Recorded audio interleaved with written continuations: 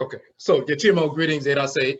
We thank you everybody for joining in with this special seminar. We just wanted to go through one of the 31 books. So we have published 31 books to date. We have some more books coming out very soon within the next couple of weeks and so forth. This particular book, KOKOBO, in the Akan term, KOKOBO means warning. So what we did with this particular book, this is the front cover of the book. All of our 31 books are free downloads. The ebook versions are free downloads on our website, on our publications page, but then we also have the soft cover versions available as well. So in this book, we had published 4 specific articles, and we combined all 4 articles into one text. So these are the 4 different articles: the Divine Prohibition Against Dissexuality, Homosexuality, and Ancient Kemet, Ne'ank Kunum and Kunum Hetep, Identical Twins, Set and Anat, the dating of the contendings of hetero and Set, and the instructions of Ptah Hetep, proper translation of instruction 35, prepubescent sexual taboo.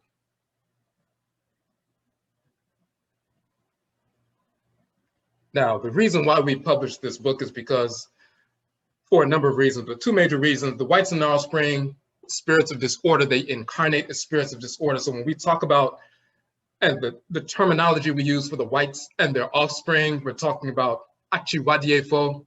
In the Akan language, Echi or Chi means to hate, to loathe, to abhor, to detest. Then Adie means thing, things, objects, deeds, or entities. So Echiwadie, Echide, or Echiwadie is the term for taboo.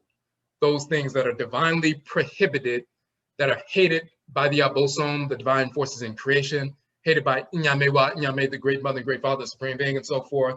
So Echiwadie, same as Ewa in Yoruba, things that are divinely proscribed, not prescribed, but proscribed, divinely rejected, divinely hated.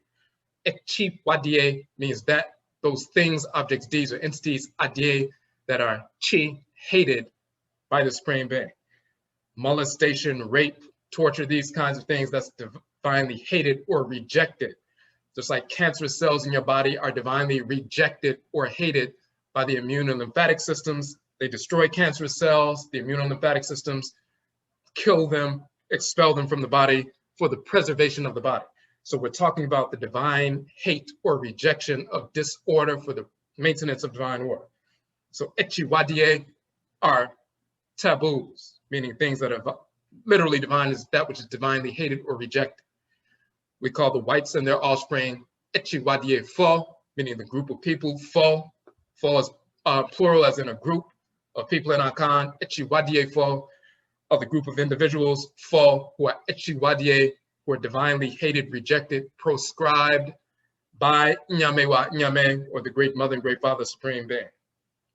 The whites and their offspring were the white Europeans, white Americans, white Hindus, white Arabs, white Asians, white pseudo-Native Americans, white Hispanics, and so forth, non-Black people, incarnated spirits of disorder, and therefore they perpetuate disorder in the world. Fundamentally, they are Eurasians. They came into being in Northern Eurasia after the end of the last ice age and so forth.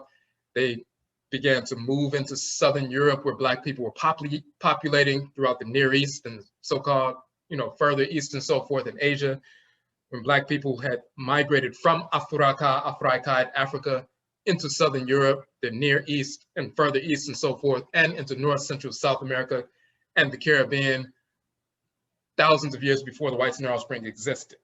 We migrated around the world, beginning in Afuraitkaitnut in Africa. Tens of thousands of years ago, we populated the entire globe and so forth. The whites and their offspring degenerated into who they are after the last ice age and so forth, and began to migrate after the melting of the ice and so forth into Southern Europe, where we were populating, into North Afuraitkaitnut, Africa, into the Near East, into, so-called India, parts of Asia and so forth. Hold on one second, we want to let people get in.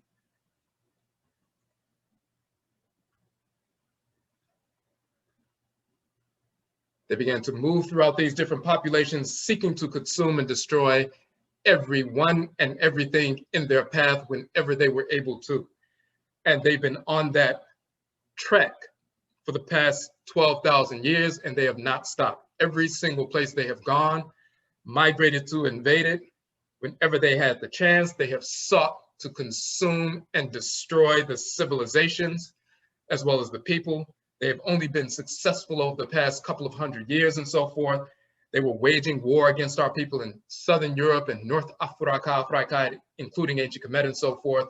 We were destroying them militarily for thousands of years. So they have not been in control for thousands of years. They have not been in control for the past 400 to 500 years. The Berlin Conference didn't happen until 12,885 or 1885 when they carved up the different parts of the continent and so forth. And they colonized at that point in the late so-called 1800s. They had been in West and Central Afuraitkaitnut since the early the late 14, so-called 1400s, but they were not able to take control. It wasn't until 400 years later that the Berlin Conference happened. So they've only been in control on the upswing over the past 100 plus, 140 plus years and so forth, and they're beginning to lose that control. So don't fall into this narrative that the whites in our spring have been in control for 400 years, 500 years and so forth. That has never been accurate. So, but whenever they had a chance to consume and destroy, that is what they have done. So that comes in various forms, not just through military, whenever they were able to, which has not been very frequently, but also culturally, they sought to destroy our cultures, especially when they invaded our nations and so forth. They were beat down militarily. Then they sought to reconstitute themselves, try to enter into our civilizations like ancient Kamit, so-called Egypt, ancient Khanit, so-called Nubia and so forth, trying to establish trade relations and so forth, trying to integrate, trying to, bit by bit, infiltrate, set up, domiciles and so forth, trying to attach themselves and leech on to the culture since they were not strong enough to take over. They sought to destroy the ancestral religious practice because they thought that if they could destroy the ancestral religious practice or corrupt it, then they would have some measure of control over the people. So if there was some kind of internecine warfare, civil war going on within the nation, the Black nation that they had sought to infiltrate, they could peel off a few people to get on their side, those who were disgruntled with the leadership and so forth, and together they could wage war against the larger, Black population. So they sought to control and destroy the ancestral religion. This is where you get this notion of after the Greeks invaded ancient Kemet and the Greeks began to rule in northern Kemet and so forth, they started changing the images of the various Black divinities, male and female, into white Greek images. They started corrupting titles, corrupting aspects of cosmology, and trying to put forth that corrupted cosmology as the ancestral religion, which most of our people did not go for and so forth. But you see that unfolding over the course of, centuries and then millennia. This is where you get the fictional cartoon characters, Jesus, Yeshua, Yahweh, and so forth, Abraham, Isaac, Ishmael, Solomon, Sheba, Menelik, David, Moses, Aaron, Muhammad, Allah, Yahweh, Buddha, Brahman, fictional cartoon characters, all of them, they did not exist of any form or of any race whatsoever. So, but that was part of the corruption process. In our book, Kukutuntun, The Ancestral Jurisdiction, we go into detail about the fictional cartoon characters of these fake religions, Christianity, Islam, Judaism, Hinduism, Hebrewism, Jainism, Brahmanism, Buddhism, and so forth, and their pseudo-esoteric manifestations. So one of the things with regard to corruption that the whites and their offspring sought to promote and they seek to promote today is this false idea that dissexuality, homosexuality was accepted in ancient Khanit and Kamit, Nubia and Egypt, and then of course trying to impute that into the contemporary Afurakani, Afuraitkaitnut, African cultures and ancestral religion today. It has never been true. They seek to promote their perverse, disordered way of operating.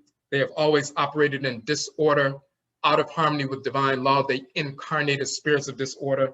That is the difference between the whites and their offspring and Afurakani, Afuraitkaitnit, African Black people. We do not have the same spiritual anatomy. They do not have a Ka or Kaet, which is a soul, a divinity in the head region. They do not have the Ba, or Bayat, which is the Akan term, or the ancient Khanit term for spirit, divine living energy coming from the creator and creatress and so forth. They do not have the same spiritual anatomy, so they are perpetually out of harmony with divine order. They incarnate as spirits of disorder. So they seek to promote that disorder, just like cancerous cells in the body seek to consume and destroy because they are disfigured and out of harmony with all of the other cells. This is why they are cancerous and defined as such. And the response to cancerous cells is to isolate them, kill them, and expel them from the body, not seek to integrate them with the healthy cells. So the whites and their offspring, as spirits of disorder, will seek to pervert any aspect of anything they touch or come in contact with. Their nature is that spiritual perversion, sexual deviance is part of that. They've been promoting child molestation, pedophilia, pederasty, dissexuality, homosexuality, rape, and so forth as natural and normal because it's natural and normal for cancerous cells. It's natural and normal for them. It has always been out of harmony with divine order. It has always been divinely rejected by Inyamewa, Inyame, or Amenet, Amen, the great mother and great father, supreme being. And we show that. So when we talk about in this book, and we have these 4 different articles, this is the introduction. The reason we pick these particular texts, because the whites and offspring, in trying to promote this false idea, these pseudo-Egyptologists trying to promote this false idea that dissexuality, homosexuality, we use dissexuality as a more proper term because dis means not. So if you have disorder, that means order is not apparent. When you have dissexuality, that means sexuality is not taking place. Sexuality only occurs between the Afurakani man, Afuraitkaitnut woman, 2 halves of the divine whole. Anything outside of that is dissexuality. Homosexuality is sexual deviance. So they've chosen about 4 to 5 texts that they found in ancient Kemet, saying these texts are proof that dissexuality or homosexuality was accepted. Now, we must look at reality. One benefit or advantage of looking from this point back is over the past 100+ years, there have been archaeologists excavating in Kamit and Kamit, in Egypt and Nubia and west of Kemet as well, in the Western Desert as well as the Eastern deserts and so forth, digging up literally millions of artifacts. Not just white archaeologists, also Afurakani, Afuraitkaitnut, or African, Black, indigenous archaeologists as well.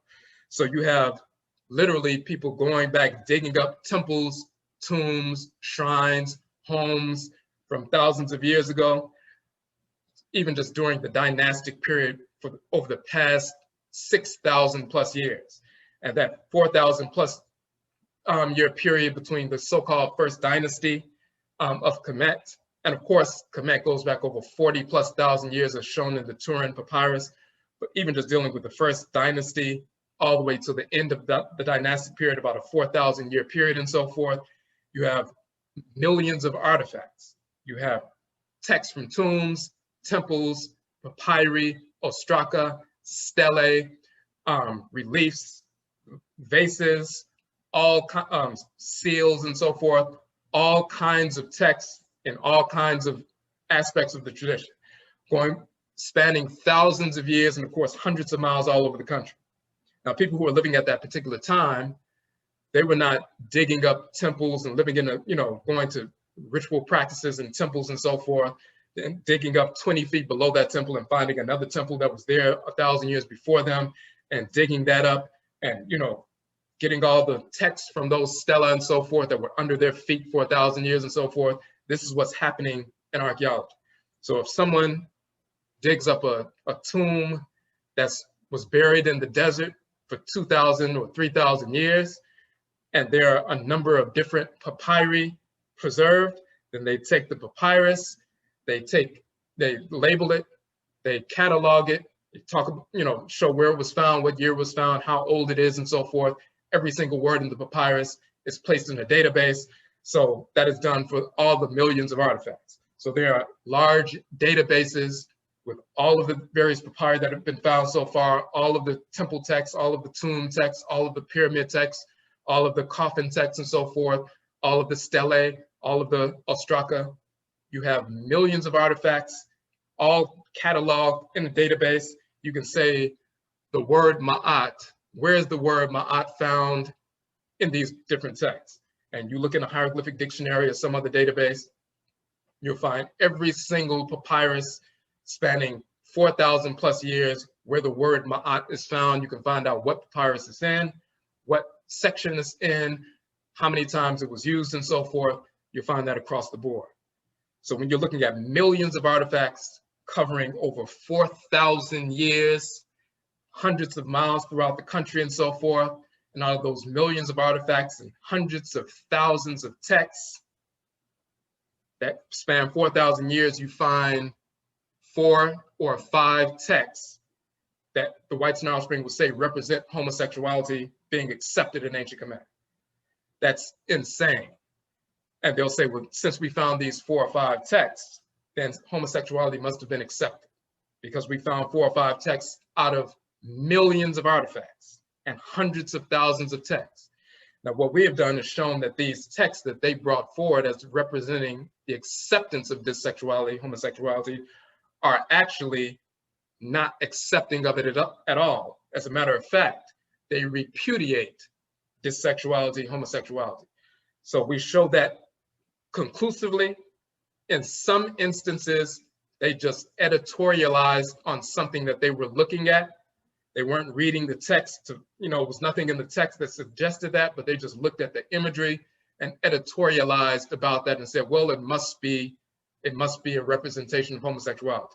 Then you have a couple of other texts where they mistranslate key sections, sometimes based on ignorance, sometimes based on criminality, because they were seeking to promote an agenda. And when you properly translate the text, you will find that it has never accepted homosexuality. Now, part of that translation piece is we'll take you from ancestral religion, ancestral communication, directly to scholarship. So, for example, we talk about the migrations of our people when the Greeks invaded, Romans invaded, Arabs invaded, and so forth. Some of our people migrated south, some people migrated west. So you'll find genetically that the people of West and Central and South Afuraitkaitnut have the same genetic markers of the mummies that have been excavated in Kemet. When they've done DNA tests on the mummies like Ramasu III and so forth, they find that that same haplogroup, for example, the E1B1A Y chromosome haplogroup, clusters at its greatest frequency in the western part of the continent of Afuraitkaitnut, and then 50 to 75% of Black people in America have the same Y chromosomal haplogroup E1B1A. And you'll find the same thing with the mitochondrial DNA as well. So it shows that the people of West, Central, and South Afuraitkaitnut, Africa, are direct descendants genetically of the people of ancient Kemet. And there have been a number of mummies whose DNA tests have been done and so forth. At first, they tried to hide the information, but there were too many Black geneticists, as well as, those who are just researchers and so forth, who have verified this information. That's on a genetic level. The genetics bear that out. The artifacts and the anthropological data bears that out, including linguistic data. Anthropological data also means religious data as well. So when you look at the Akan people or Yoruba people or Ewe people and Fon people and so forth, and Bakongo people, and West and Central Afuraitkaitnut, you'll find we're speaking the same language, using the same words with the same definitions as found in the hieroglyphic dictionaries, the medutu of ancient Kemet, the same deities with the same names, executing the same functions in creation. And then when some of our people were forced from the western part of the continent and central into North America and continued our ancestral religious practices, such as hoodoo, which is the Akan tradition in North America, juju, which is the Yoruba tradition in North America, Wanga, which is the Ovambo tradition in North America, voodoo, which is the Ewe tradition, and so forth. We're still using the same Akan and Yoruba and Ewe and Ovambo and Fang words and so forth in North America in these traditions that are found in West and Central Afuraitkaitnut, Africa, as well as found in the medutu, the hieroglyphs of ancient Kemet. So we can see as we will show here. So we're going to switch over real quick. And you should be seeing on the screen right now the Akan vocalizations of our ancestral language of Kamit. This is one of the documents we published. When our Nsamanfo, our Akan ancestresses and ancestors from our blood circle, and this is one of the reasons why I published this document, because my Akan Nsamanfo, or Akan ancestresses and ancestors, let me know and let us know that the Akan people are directly descended and migrated from ancient Khanit, which is a title of ancient Nubia. Migrated from Khanit, some went north to settle Kamit, and some migrated west, reestablished the Khanit or Khanat Empire, the Ghana Empire, and so forth, a couple of thousand years ago.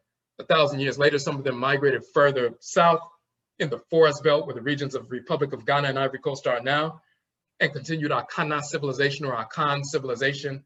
The Khan civilization, the same as Khanat or Khanit, the Nubian civilization, and so forth.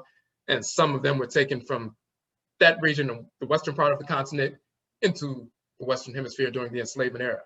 So they showed and let us know that Akan people are people who migrated directly from the Khan land, the Khanat land, ancient Nubia, and so forth, and continued the same culture, same language, same religion. So that's what they gave us spiritually. Then they directed us to investigate that and verify that textually. So when we look at the Akan language, if it's true what the Nsamanfo, the ancestresses and ancestors said, then it must be borne out in the text.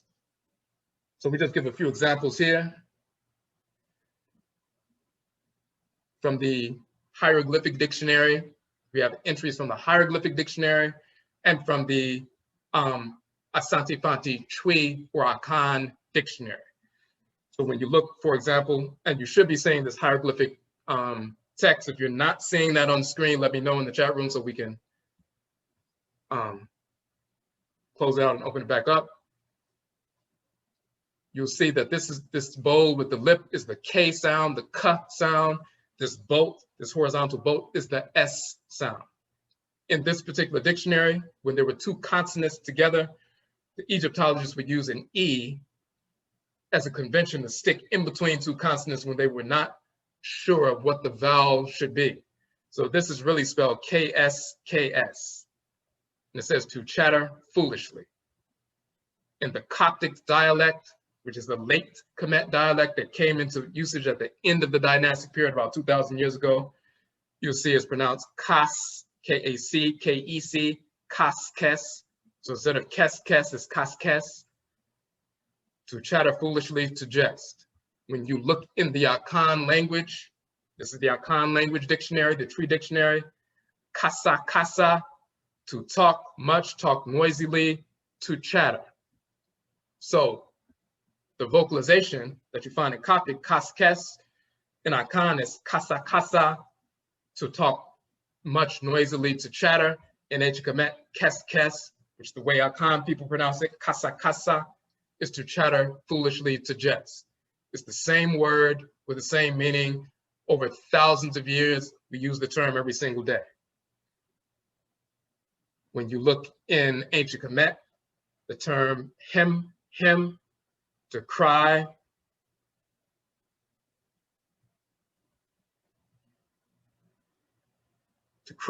to roar, to bellow, battle cry, and so forth. You look in the Akan language dictionary, hama, boisterous. As an example, the sea rages as when or if agitated by a storm, raging, and so forth. It's a boisterous, raging sound.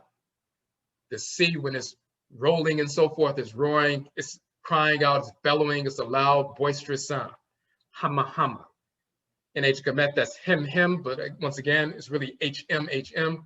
This symbol is the H, the owl facing forward is the M, that's HM, that's shown here in Coptic. They didn't know what the proper vowel placement was. They didn't know if it should be an O or an A or E or I or U and so forth. So the Egyptologists, their convention is when they didn't know what the vowel placement would be, they would stick an E in between consonants. In the Akan language, the proper vowel placement is A. So it's hama, boisterous, raging, and so forth. That is hima hima, is really hama hama, same word. In ancient Kemet, you have kai. This is the K sound, once again, the bowl with the lip, ka. Then you have the bird here, which is the A sound. These two strokes is the I or E sound, so it's kai.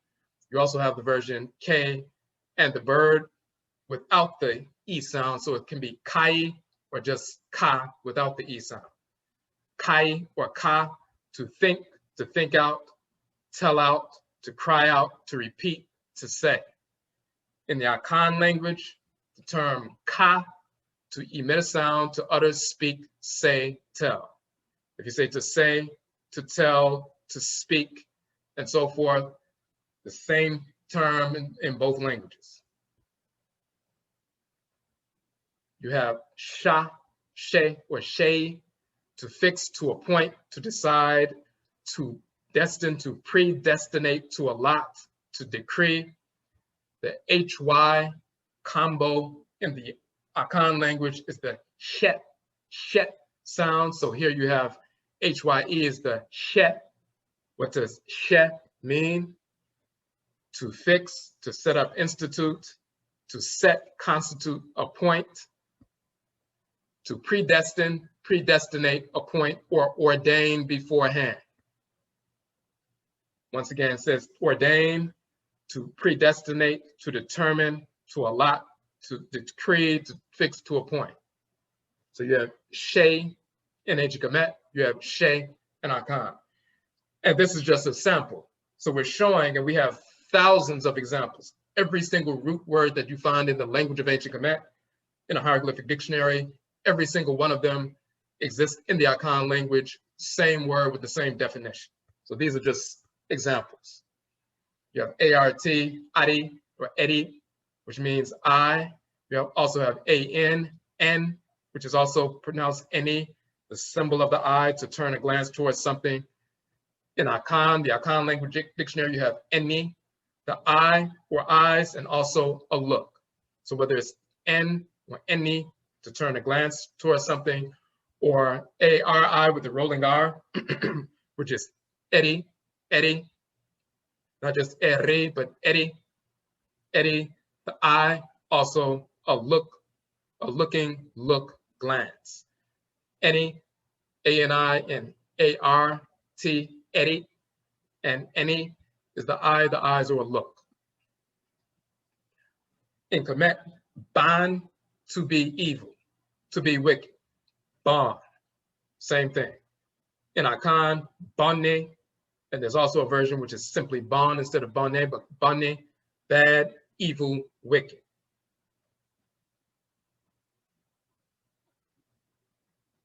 You have ma, a conjunction also used as an imperative, grant, give, to give, and so forth, giving something.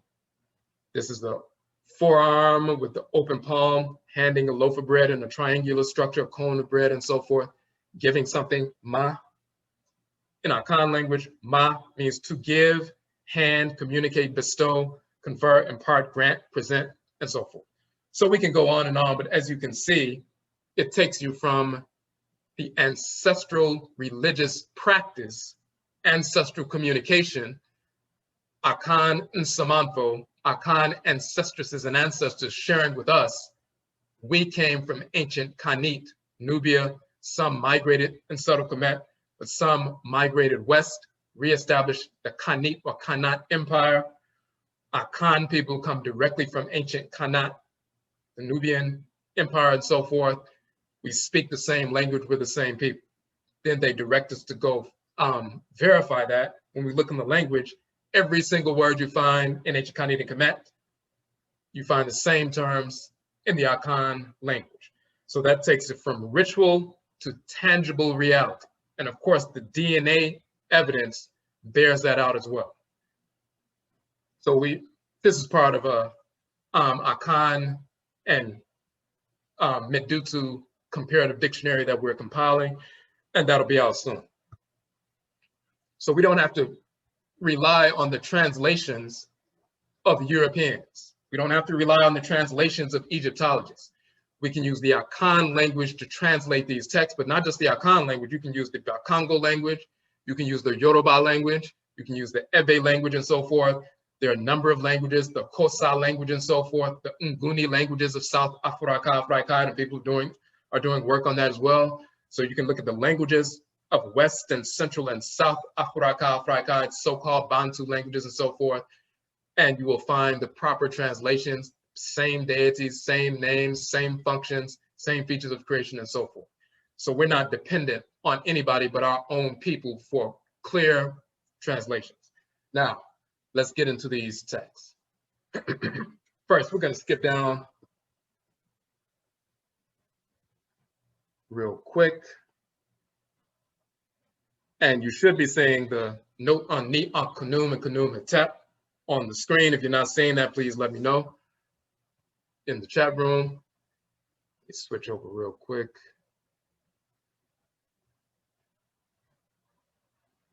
All right. So you see Neon Kanum and Kanum Hetep, and they put forth this false idea that they represented the first gay couple in ancient Kemet.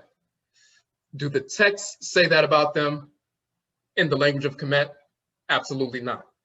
But the whites and their offspring, who are sexual deviants themselves, they put forth this false notion. In reality, Ni Kanum and Kanum Hetep, you see them, this is from their tomb and so forth, after they transition. Also see that their wives and their children are shown in the reliefs in their tomb as well. Ni Kanum and Kanum Hetep were brothers. As a matter of fact, they were identical twins. The term for twins in Kemet, they'll spell it Heter, but Hotre, Hatre, Hater, and so forth, Ater, and so forth. You'll find that Hater means to yoke, join together, to yoke, to unite, to be friends or allies, to be twins, Hater, and so forth. And as you can see, the twisted flax is the H sound. You have the little cone, the loaf of bread in the form of like a bowl upside down and so forth. That is the T sound. And this open mouth glyph is the R sound. So H, T, R. Hata is really the vocalization. The determinative symbol is two individuals holding hands. It says to join together, to yoke, to unite, to be friends or allies, to be twins, to marry. But then you also have the term hater, which really hata, which means twins. And the determinative symbol are the two twins holding hands. They were joined together in birth, and in this context, they were joined together in death. The two twins were bound together in the womb. They came from one cell. If they're identical twins, one cell is fertilized and it splits in half and so forth, and the two twins are yoked. Hatar, yoked. They are joined together. Hatar, they are united. Hatar, they are allies. Hatar, the term twins. The reasons why we can say the proper vocalization for HTR is not heter or hutur or hitir, but it's hata, because in Akan, the word for twins is ata. Same term.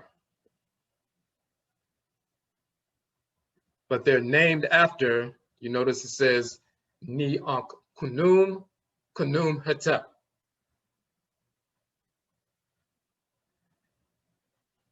This is the divinity Kunim or Kunum and so forth, the flat horn ram divinity and so forth. What is his function and why are they named after this divinity? His name is spelled Kunim and he's the great potter divinity. You see him sitting at the potter's wheel, fashioning and forming the Ka, which is the soul of the individual, and the body of the individual. He takes the soul of the individual, the Ka, and the body of the individual, the Kat, and fuses them together. So this is happening within the womb. So he's a spiritual force that fuses together or conjoins together the Ka, the soul, with the body. Once he fuses that together, now you have a whole entity. This is why his name literally means, the literal translation of Kunem. You see the little pot here and the water line and the owl for the M. To unite with, to join together, to reach or attain, associate with. He's the divine conjoiner. The word conjoin is kunim. Kunum, sometimes they say kunum, we say kunim, because in Akan, the word for potter is okukunim or okukunwem. That's a potter. So in ancient Kamit, kunim is the potter. In the Akan language, okukunim means is the potter. The one who fuses together forms with his two hands and so forth. So that's the general term for fusing together, conjoining. And then they say, of course, he's the flat-horned ram god, creator of the universe, meaning the fashioner, later forms of the name of the divinity and so forth. He's a creative Nsoro or Neter, one who is the one who fashions the person's soul and body on the divine potter's will, conjoins them. Notice that the Ka, the soul, and the body of the individual, the Kat, are shown as identical twins. Kunim is the divine potter, the one who conjoins the body and the soul, but he fuses together the identical entities. He's a patron deity of twins because he's the conjoiner. Now, when you look at Neon Kunum and Kunum Hetep, that's the divinity that governed them as twins. They were conjoined together at birth. They were, quote unquote, holding hands, or embracing one another as twins. That is the symbol that represents twins because they were conjoined together in the womb. And these two died apparently around the same time, so they were conjoined together even in death. So they had a great tomb, laid out for them and so forth, but their wives and children are shown in the tomb as well.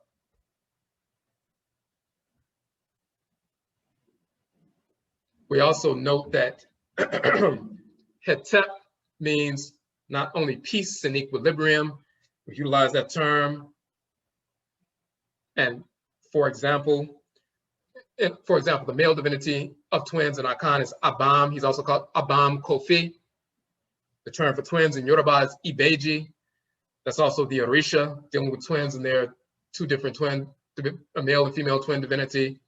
You also have the male twin divinity in Vodou is Ho-Ho. That's the male twin divinity and so forth. So, Kunum Hetep, people understand that the name Kunum Hetep, like Neon Kunum and Kunum Hetep and so forth, Hetep or Hotep means peace, but it also means satisfied, at peace, completed. Balance, equilibrium. When the sun sets, it's the end of the day, it is complete. The sun sets on the horizon and so forth. You'll see that term Hetep means complete, satisfied, at peace, balanced, and so forth. When you have Ni Ankh Kunum, that's long Ankh means life. The living Kunum, the expansive aspect of the energy, and then Kunum Hetep is the contractive. One expands, that's the one who was first born, and Kunum Hetep contracts, at peace, completed, that's the second born. That's why one is called Ni Ankh Kunum, Ankh meaning life or vitality, that's the expansion, like the sunrise. Then Kunum Hetep is akin to the sunset. One was born first, one was born second. Now there's an entire cosmology around that. We also have in the Akan tradition, the firstborn, when you have twins, when you have Ntafo and so forth, when you have twins. In the Akan tradition amongst the Bono and other Akan people, the twin that comes out first is the younger twin, and the twin that comes out second is the elder. And the same is true in the Yoruba tradition. The twin that comes out first, you send the young person out to go and, survey the terrain, and prepare the place for the elder to come. So the firstborn twin is not the oldest one, as you would assume, like in American Western culture. The one that comes out first is the oldest. In our culture, the one that comes out first is the youngest. They're sent out to survey the area, open the way and pave the way for the elder or elders to come through. And the second one that comes, the one that was still in the womb, just coming from the ancestral realm and so forth, the second one to come is the one that's closest to the elders and eldresses, to the ancestral spirit, so they're the elder and so forth. So there's a whole cosmology that revolves around twins and their placement, their birthplace and so forth, birth order, names associated with birth orders and so forth. People who are practicing ancestral religion and know about the twin divinities and invoke them, Abam and Ibeji and Hoho and so forth, that's all common knowledge. So we know when we saw Neon Kanum and Kanum and Tep, first and foremost, dissexuality, homosexuality has never been accepted by any deity at any time and never will be. So we already knew they were twins. Looking at their names, we know Kunwimu is a patron divinity of twins. Not only the twins themselves, but also every single Afurakani, Afuraitkaitnut person, your Ka, or Kayat, your soul, is the twin of your body, and Kunwimu conjoins those two. So he's always conjoining twins. So of course they're named after the twin divinity. So that's just basic information. This is one of those instances where the texts themselves don't say anything about dissexuality, homosexuality at all. The whites and their offspring saw that they had a tomb. They saw that they were hugging closely. And from that alone, not reading any text at all or translating any text at all, they said this must represent homosexuality, and they're the first gay couple in the history of the world. Pure stupidity coming from the perverted minds of the whites and their offspring. Now, let's go back up. So the first text in this book we call the Divine Prohibition Against Dissexuality, Homosexuality, and Ancient Kamit. Because when we're talking about this subject, and some fools would like to pretend like, we did have homosexual relationships and it was spiritual and part of the priesthood, and priestesshood accepted that, pure fraud. It's never been true in any Afuraitkaini tradition at all, including the Dagara tradition. So when you hear about Malidoma Some and so forth, lying about the culture, that's fraud. There's never been a time that homosexuals or dissexuals were representative of the gatekeepers and so forth. That has never been true. That's 100% lie. Now, if we want to look at the direct evidence, all we have to do is go to the Runu Pert Imheru misnomer, the Egyptian Book of the Dead, the Book of Coming Forth by Day. In fact, there's a divine prohibition against dissexuality, homosexuality right there in the text. So in chapter 125, plate 31, here we show the papyrus of Ani. This is over 3,300 years old and so forth. The spirit of the deceased individual declares to the divinity, to the Ntoro, that he is not engaged in this sexual activity. It's a divine prohibition. Now, first and foremost, this is a portion of that text. You see a number of different divinities sitting here. In the full text, you see 42 of these divinities.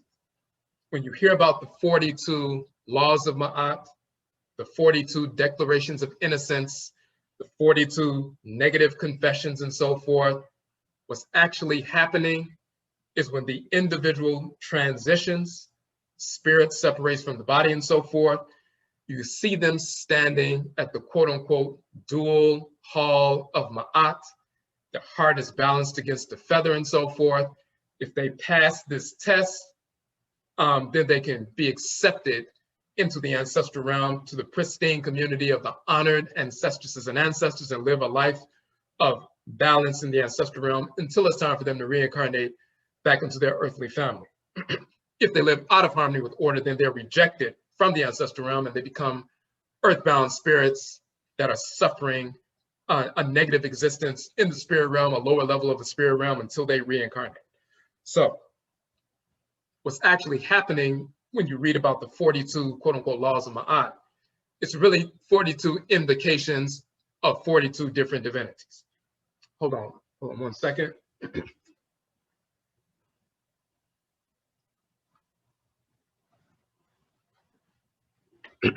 So, in chapter 125 of the Papyrus of Ani, this is where you find that particular text, but you find it in every one of the versions of the Book of Coming Forth by Day, so-called Book of the Day.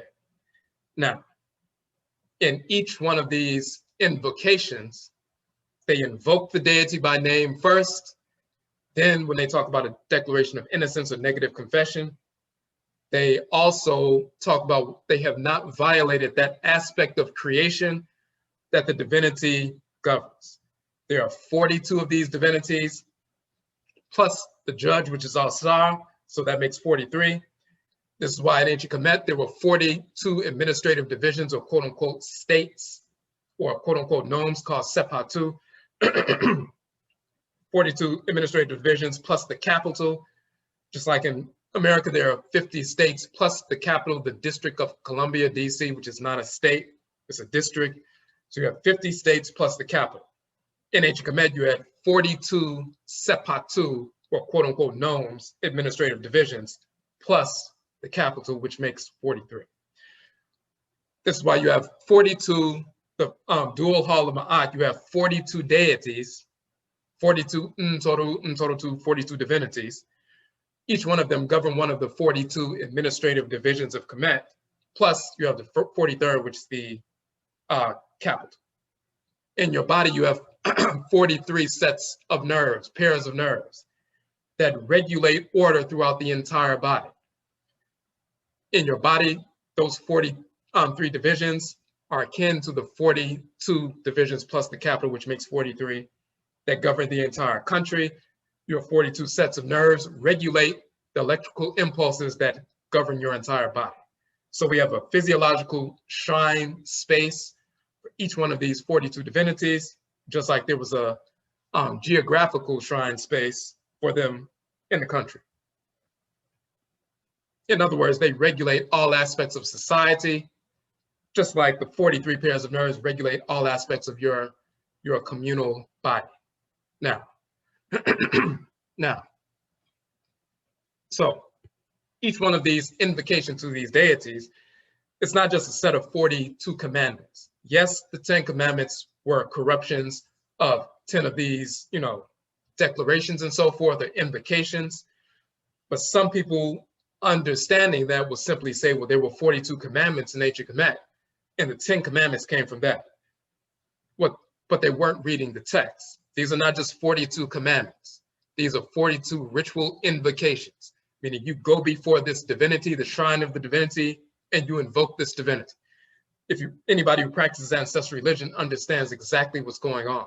If you come into the house of a person who's Akan, in North America practices the hoodoo tradition and so forth, the first thing you do when you come in the house after removing your shoes is you salute the shrines of the Nananom Nsamanfo, the spiritually cultivated ancestresses and ancestors, the shrine of them, and then the shrine or shrines of the Abosom, the divinities, the deities that they have in their home. The same thing if you go to the home of someone who practices the Yoruba tradition, you will salute their Ojubo, their shrine, to their Egungun, their spiritually cultivated ancestresses and ancestors, but you will also salute the shrine of the Orisha. If they have Eshu at the door, or Ogun or Shosi at the door, the warriors and so forth, you will salute those Orisha first, and then you will go to the shrine of the Egungun and so forth. And if they have another shrine, if they're Orisha or something like that, then you will salute the shrine of that Orisha, and then you'll sit down and talk and eat and do whatever you normally do. But first, you will salute the shrine of the divinity. When you get up in the morning, you salute the shrine of the Nananom Nsamanfo. You salute them at their shrine. Salute the shrine of the Abosom. Go to the divinity of that shrine and so forth. If you're in the Akan tradition, you invoke the divinity that governs your Kra and so forth, your Krawa, the divinity in the head. If you have a shrine for another Abosom, you would go to that every day, every morning before you start anything else. Once you purify yourself, you go salute the shrines of the divinities, invoke them, evoke the Nsamanfo, and then you go about your day. So we do that every single day. These 42 divinities, we invoke them every single day. So when we transition, we do that one more time, one last time. We did it all throughout our lives, but then when it's time to, transition and our heart is being weighed against the feather, we go before each one of these individual divinities individually, separately and so forth, invoke the divinity, and this is what we're doing. So what the text says is each invocation is very simple, but there's a ritual process going on.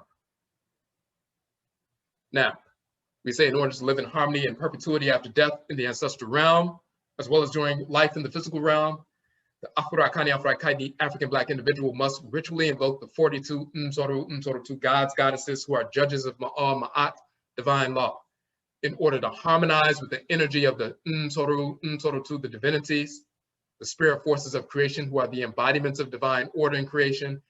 Their energy is invoked. Once the energy is invoked, when you invoke them, meaning calling them ritually by name through ritual prayer, once the energy is invoked, then it can be internalized, infused, and replenished within the individual. On a mundane level, if a child crying out, an infant crying out, sending out sound vibrations that stimulates the eardrums of the mother, she responds, then she gives the child, the breast and so forth, and then the milk flows and so forth. So he calls out, evokes her and so forth, she responds and dispenses nutrients to him. We send out sound vibrations and invoke the Abosom, the divinities, provoke their energy, and their response is a release or a dispensation of energy that is showered upon us, and then we can internalize that. So we invoke them ritually, pouring libation, ritual song, ritual dance, ritual prayer, ritual chant, different forms of ritual invocation, but in this context of ritual prayer, sound vibrations being projected. We know that sound vibrations have the capacity to break, glass and so forth. We're releasing power, invoking them by their sacred names and so forth. And once we invoke and provoke their energy, there's a release. Now we can internalize that energy they dispense to us and be replenished by it. So once the energy is invoked or called, it can be internalized, infused, and replenished within the individual. When we say like a drop of water fusing with the river, harmonizing with this greater force body of water in nature, so does the Afurakani, Afuraitkaitnut, or African Black individual fuse his or her energy with the energy of the spirit force in nature that he or she is invoking ritually. This opens the way for one to align himself or herself with the divine order of creation. So when you invoke a divinity and provoke their energy and they respond to you and shower you with their energy and you align with it, then you're aligning with divine order. But if you're out of order, then there's going to be a disalignment. The spirit will search through your spirit body to see if you were in alignment with their energy or not. Now, this is why we say, however, in the process of accepting, receiving the infusion of energy, divinely ordered energy of the divinity, the individual must reject perversity, disordered energy, which can manifest as a result of disordered thoughts, intentions, and or actions. The individual thus invokes or accepts the energy of the Msoru to the divinities and rejects, repels disorder. It's like you consume food and so forth, but then you eliminate waste. You breathe in air, but you breathe out toxins. You accept the nutrients, but you expel or reject the toxins or the poisons or the pollutants.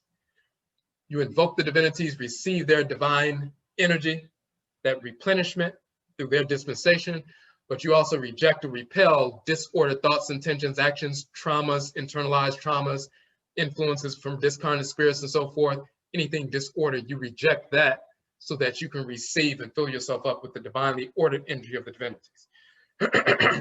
So this is what's happening with every single one of these 42 divinities. You invoke the divinity by name.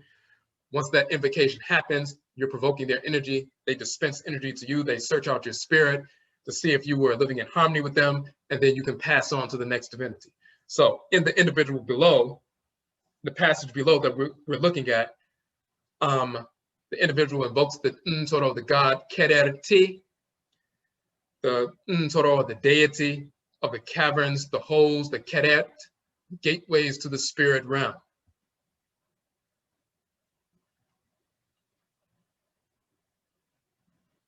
And so it says, he who comes forth from Amentet, the land of the west, the ancestral realm.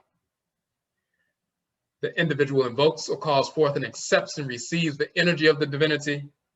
He also rejects, repels thoughts, intentions, and actions that are repulsive to the Ntoro or the deity, and thus the divine order of creation. He states that he has not copulated or penetrated, entered the whole cavern, Keret, of a copulator or penetrator. The only cavern, Keret, that a male should enter during copulation is that of the female whose cavern, which is Kaet, the vagina, is also associated in ancient Kemet with the opening, the hole, the Keret of the Duat, the ancestral realm, whose gate is Amentet, the land of the west. So what the text says is, Ah Kererti. So when he goes before this divinity,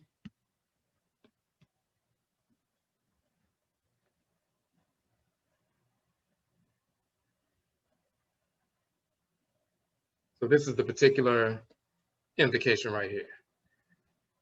This is the actual, cutout of that text.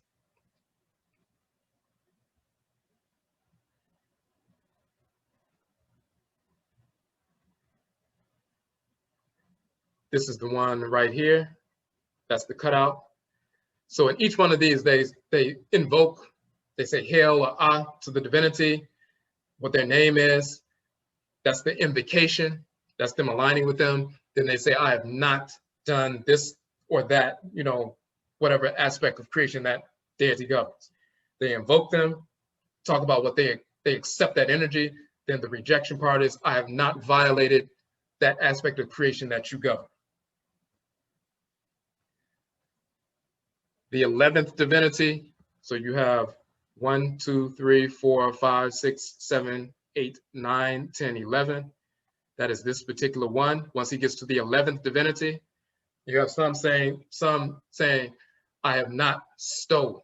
Then they evoke another divinity, I have not murdered somebody without just cause. Another divinity, I have not, miscalculated the offerings of the temple. I've not done this, I've not done that. It's a number of different ritual invocations. Number 11, the divinity Kererti, the one that governs the Keret, the caverns, the sacred openings or holes and so forth, the gateways to the spirit realm and so forth. The text says, he says, Ah Kererti, that's a ritual invocation. This is the Ah, he has his hand up, he's calling on the divinity. The mound here, the two R's is Keret, then the T and the I, Ah Kereti. Per Im Amentet, the one who comes forth, you see the two legs walking, Per, the one who comes forth from Amentet, the one who comes forth from the land of the west, the land of the setting sun, the gateway to the ancestral realm.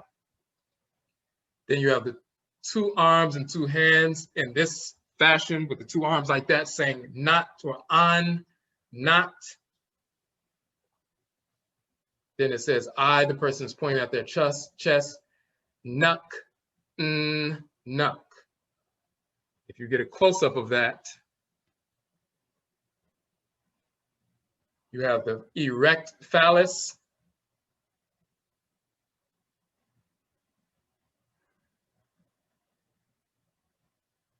You have the erect phallus here. That's the N and K, nuk, and then nuk. When you have the erect phallus, and it's shown very clearly, even this one's erect phallus with the fluid emerging from the erect phallus, it says not on. The term on is negative, meaning not or no, and the two hands are pointing down to the ground like this, saying no, I've not done that. That's the origin of which is no, or non, or like undo or unreal, meaning not real, non-compliant. The root meaning no or negative, comes from this ancient term an, which means no. It's saying not have I, he's pointing to his chest, nuk and nuk, meaning copulated or penetrated with an erect phallus, a copulator. Not have I copulated with a copulator or penetrated a penetrator. Not have I engaged in dissexuality, dissexual homosexual activity, meaning every single individual on earth, that is Afurakani, Afuraitkaitnut, you cannot pass the test of the balancing of the heart against the feather when all of the deities are in judgment, assessing whether or not you lived in harmony with Ma'at. You have to show that you didn't violate the divinity that governs the offerings of the temple. I did not steal from the offerings of the temple. I did not murder somebody, kill somebody without just cause. I did not do this, I did not do that. It's 42 declarations of innocence, 42 enunciations of Ma'at. Number 11, every single Afurakani, Afuraitkaitnut person in existence is going to transition, of course. And every single person is going to go before the divinities, and they're going to have to declare that they did not copulate with a copulator engaged in same, quote unquote, same sex or homosexual, dissexual activity. That is a divine prohibition against this sexual activity. So it's always been there. So any fool saying anything outside of that, not only do you have to go through that process after death to show you never did that throughout the course of your life, but also you have to go throughout that process. You invoke these divinities throughout the course of your life. So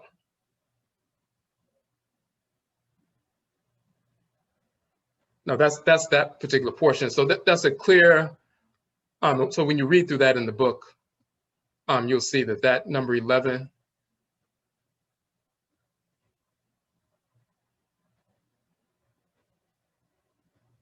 and that is on page 4 of the book. That's the particular divine prohibition against dissexuality, homosexuality.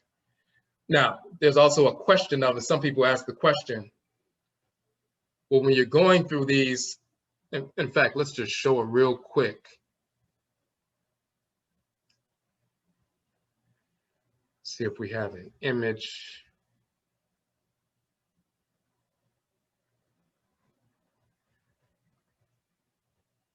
And of course, if you have any questions in the chat room, you can post them in the chat room. But we want to go through, there's one particular image I just want to pull up.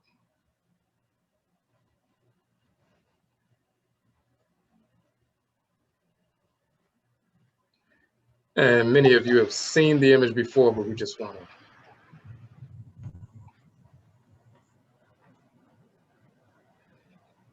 In this particular article, we were talking about the dual hall of Ma'at.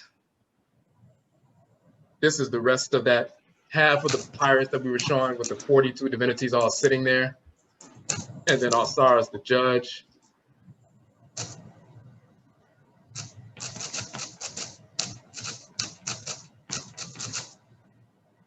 Okay, and make sure you have your microphone muted so there's no static, because we hear some static in the background.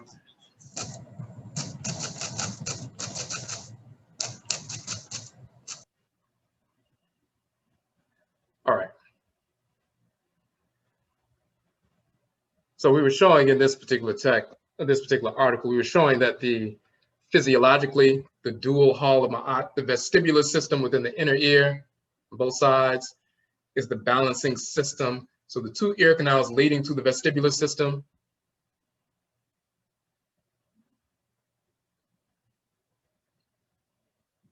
Okay, hold on one second. I want to make sure all right. 2 ear canals leading to the vestibular system are literally what they're talking about in ancient Kemet, the dual hall of Ma'at. And of course, you have the male divinity Ma'a here and the female divinity Ma'at.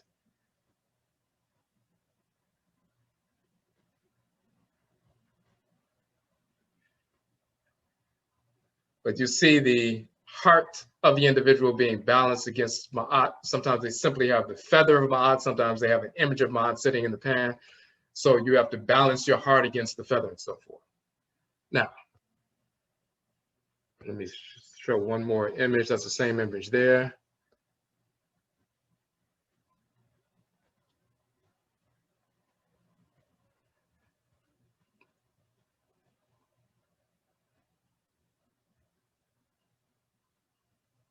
And hold on one second. I just want to open up one more so you can see that.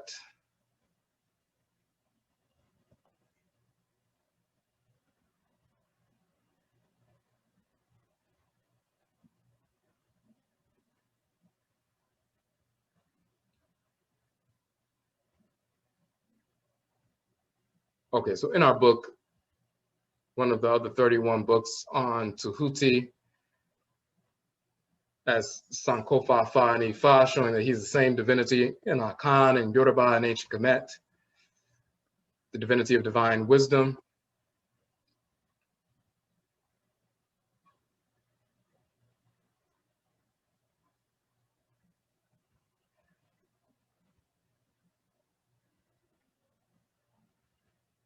So here, once again, you have this is Ani, this is his wife, but this is Ani, the papyrus that we've been looking at. This is his particular papyrus. He's a deceased spirit at this point. He transitioned. Now his spirit is standing and his heart, his spiritual heart, is being weighed against the feather of Ma'at. If his heart is light, if he has a light heart because it's not weighed down by anxiety and disorder and criminal activity and things that he harbored all throughout the course of his life and so forth, if he has a light heart because he wasn't doing anything wrong, he was living in harmony with order, his spiritual heart is as light as a feather, and they will be balanced in scale. If his heart, just like your physical heart receives the blood and so forth, your spiritual heart receives all of the energetic emanations of all the experiences that you've engaged in. Projections from other individuals, you hold on to, your heart becomes a repository for that. Just like your blood receives, oxygen, but it also receives nutrients from the food you eat and so forth. It can also receive toxins or pollutants. If you have a good immune system and so forth, when the blood is circulating through the heart and it comes back through the west side of the heart, the right side of the heart and so forth, and moves through the heart-lung complex, is purified by the air in the lungs. The impurities are burned up. The blood is reoxygenated and sent back through the left side of the heart or the eastern side of the heart. If it's not purified, then you have, polluted blood. The same thing is true with your spiritual heart. You can purge these negative emotions, negative conditionings, traumas, negative ideas, vices, and so forth by engaging the ritual process to purify yourself, purify your heart and so forth, so you're not controlled by vice, controlled by misguided ideas, controlled by other people's projections and so forth. You can purify the spiritual heart so it's light. So when your heart is weighed against the feather, you pass that test. You have the deities in judgment, including Ra, and Atem, and Shu, and Tefnut, and Geb, and Nut, and Aset, and Nebuchadnezzar, and Heru, and Heteru, and Hu, and Sa, and so forth. Ra, of course, being the creator of the universe. So you have the divinities sitting in judgment of that at that scene. Then they go right on to the dual hall of Ma'at, because that's all in the same text.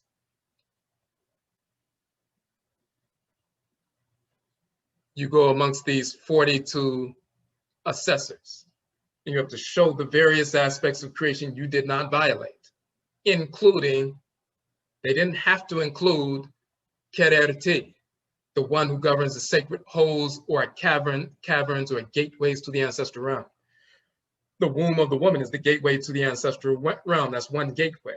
Of course, ancestral spirits come back through her womb as, children being born back into the world, but that's a cavern.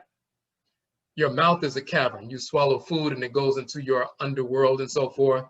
Your ears are caverns or holes and so forth. Then you also have the anus is a hole and so forth. So these are kererti, holes or caverns in the physical body. You also have that representation on earth. And just to show that, you see the goddess Nut. She swallows the Aten, the Atenit, the sun in the west, but she gives birth to the sun in the east. This is her body, which is the atmosphere surrounding the planet. And you see the stars inside of her body and so forth.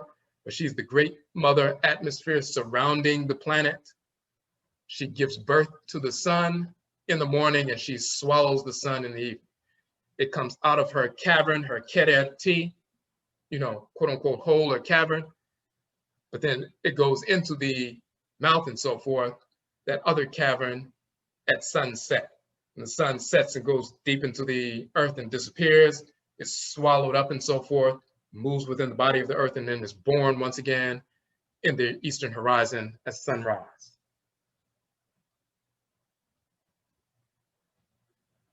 And you see her as the great cow in the sky and so forth, giving birth to the sun and so forth now. So you see the term for cow, she's the great cow in the sky. That's one of the, Nut is the form of a great cow. Het Herub is shown as a great cow. Neat is shown as a cow. Met Urt or Mehet Awura is another version of that name. Mehit Urat or Mehet Urat and so forth. She's a cow divinity who's in the moisture in the sky and so forth, who we're going to get to. But the word for cow is Kaet. The word for bull is Ka. The word for cow is Kaet. But the word for vagina is also Kaet. The same word for cow, Kaet. The great cow mother in the sky that's giving birth to the sun. The sun is coming out of her birth canal and so forth. Kaet, or cow, the same word for vagina as Kaet in ancient Kemet. It's the gateway to the spirit realm. So, the Duat, a very ancient name for the land of the dead. Duat, hollows, abysses, empty places. Kerti, the god Kerti, one of the 42 assessors. Keret, a hole, a cavern, a grotto, a circle in the Duat, a cavern, a hole, a cave, or den. The opening of the great cow in the sky, sometimes she's shown as a cow, sometimes as a female. The opening, the womb, is a keret. It's a hole, it's a cavern, it's an opening to the ancestral realm, the gateway to the ancestral realm. The only hole that should be entered into by the Afurakani male is the keret of the Afuraitkaitnut female. If you're trying to enter into a different hole and so forth, if you're trying to copulate with a copulator, a nook and nook, you're out of harmony with divine order. Meaning these deities, these divine forces in creation that regulate all of creation. The deities, the Abosom, the Orisha and so forth, they're the divine spirit forces that animate the sun, the moon, the planets, the stars, the oceans, the rivers, the inner core of earth and the mantle and the outer core, inner core, outer core, upper mantle, lower mantle, upper mantle, and so forth, and the crust and the atmosphere, fire, water, earth, air, the black substance of space, the spiritual forces that animate all of creation, that regulate order within creation, the divine embodiments of divine order in creation are the deities. Umtoru too is called in ancient Kemet, the Orisha, the Abosom, the Vodou, and so forth. They regulate order within creation. If you're out of harmony with them, you're out of harmony with divine order. And one of those deities is Kereti.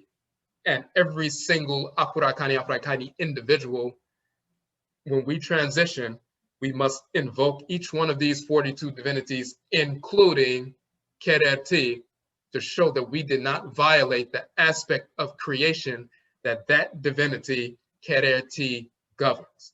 If we did, we are out of harmony with divine order. So that's a divine prohibition against dissexuality. So any one of these fools trying to say there was, dissexuality was accepted, misinformation. And when you're reading through this particular text, you'll see that Amentet, the West, is also a female divinity called, Amentet and so forth. And then you have Kat, meaning vulva, vagina, and so forth. But Kat or Kayat is also the term for cow. So they're talking about the gateway of the great divine cow, or Kayat or Kat. Her gateway is also the Kat, which is the vulva, which is also the birth canal, which is also in the west and so forth, where the sun is born, but it's also, where the sun sets and is swallowed up. That's when they swallow, she swallows the sun in the west, but in the east, that's where the sun is born from the gate, the great hole or keret or cavern of the vulva, the kayat of the great divine cow, kayat and so forth.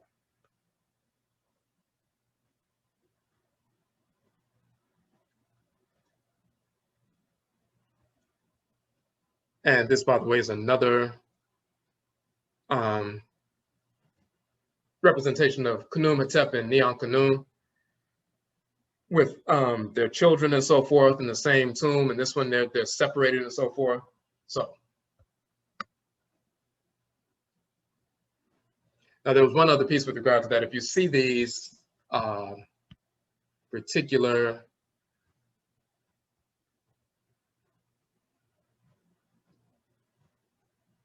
when you see the various divinities, and some people had the question, if you're going through these different texts, and it's a perfect segue. Some people say, well, if you had 42 divinities that you invoke, and part of that invocation is not only aligning with those divinities, but talking about what aspect of creation that they govern, showing that you did not violate that aspect of creation. Why would that have to be included as a ritual invocation? If you had to have that as a ritual prayer, does that mean that there were so many people engaged in dissexuality that you had to have a divine declaration against it? That's the mindset coming from Eurocentric ideals. That's not the way our people operate. It seems logical if you have a Western mindset. Well, if they had all these quote unquote 42 laws, and there's really 42 deities. So when people say 42 laws of Kemet or 42 commandments, they're misrepresenting the fact that there are really 42 deities that you must invoke and communicate with. But when they're thinking like that, they'll say, well, if you have 42 laws, 42 declarations that you had to make before 42 deities, and one of them was you have to declare that you never engaged in homosexuality, dissexuality, then it must have been so many people engaging in that you had to have a law against it. That's pure stupidity. Now, if you're thinking from an ancestral religious perspective, this is what takes place. The forces in nature do not accept dissexuality. They don't accept child molestation. They don't accept rape. They don't accept, killing without a just cause. Killing with a just cause is in harmony with divine order. Killing your enemy is in harmony with divine order. Murdering somebody for no reason, one of your brothers or sisters, is not in harmony with divine order. So that's taboo as well. That's Ichiwadie as well. So we already know what's in harmony with divine order and what is not. So if you're going, about the normal course of your day, and then all of a sudden you're flooded with this idea or urge to engage in criminal activity or engage, for example, in dissexual activity, you don't say, our first response is not, why am I feeling like this? Our first response practicing ancestral religion is, who is trying to make me feel like this? Because it's clearly not coming from your Kayat, the divinity in your head region. It's clearly not coming from the Abosom, the deities that govern your patriclan and matriclan. It's clearly not coming from your own Sahu or your own spirit. It must be an outside agency seeking to influence your thoughts and behaviors. So we know about spiritually earthbound individuals. When they die, they didn't pass this test. The kind of people who were child molesters or criminals or whatever, when they died, spirit separates from the body is buried, their spirit is hanging around the place where they died or where they were murdered or where they frequented. So their spirit can be hanging by a bridge or hanging out by a certain building or hanging out in a certain area where they died and so forth. And when people come into that area or move into that house where they died, that spirit is still moving around trying to influence those who are vulnerable or receptive and not paying attention. So if they were a child molester when they were alive and they transition, they're an earthbound child molesting perverse spirit when they transition.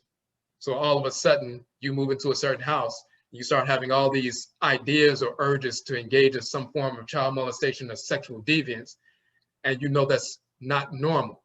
You don't say, why am I feeling like this? You say, it must be somebody in here. It must be some spirit in here.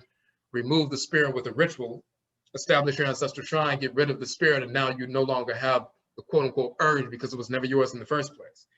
So when we talk about these divinities and the things that they govern, and if you have some desire to go against any one of these 42 divinities and the things that they govern, then you know if it's not some thing that somebody was forcing you to do physically, like dragging you to go commit a murder, or dragging you along, putting the gun to your head and so forth, knife to your head, you better do this or else. If you have these unusual urges, that means there's some discarnate spirit attempting to push you in that direction. You need to engage in ritual purification to get that spirit out of the domicile so you can get back to normal. So the reason we have these declarations is not only to say, hey, this is what we do not do, but it's also saying, if you ever have the desire to violate the aspect of creation that any one of these 42 divinities govern, that means that there's some other entity around that you need to purge ritually, so they're not trying to push you into that. So this is evidence that this is how we should be operating. But if anything tries to push you against that, it must be some discarnate spirit.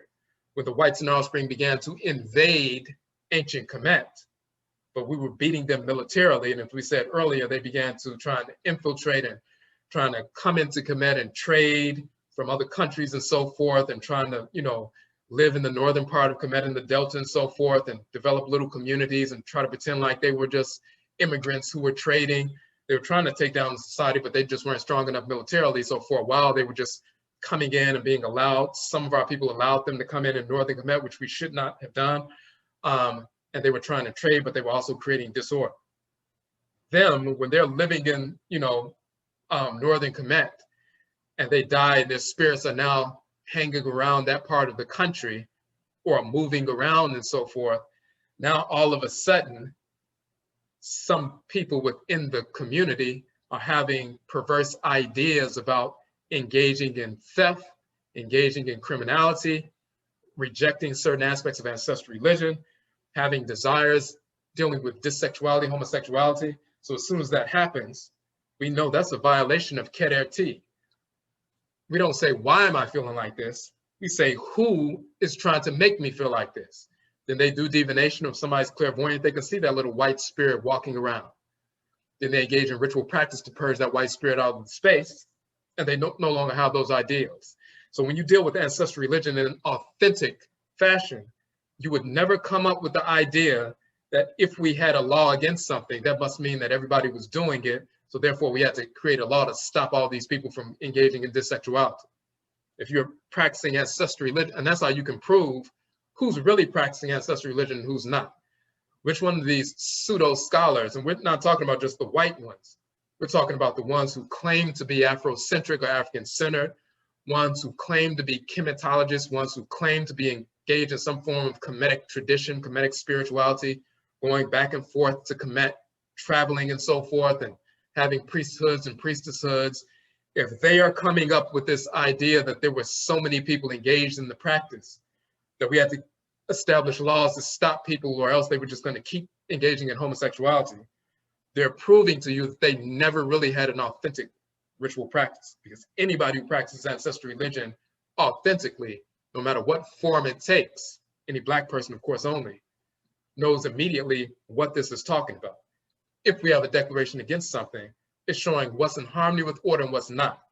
And the second part is showing you, if you ever have the idea to violate something, that you know it's coming from an outside agency because it's not coming from you. And you can repel that entity without ever having engaged in the behavior. Meaning you can have a whole population of Afurakani, Afuraitkaitnut people who've never engaged in any dissexuality at all.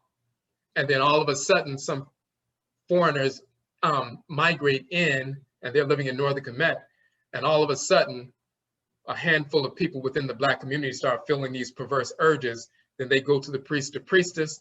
They find out, hey, I'm having these perverse urges. There must be some discarnate spirit hanging around here, some criminal spirit hanging around.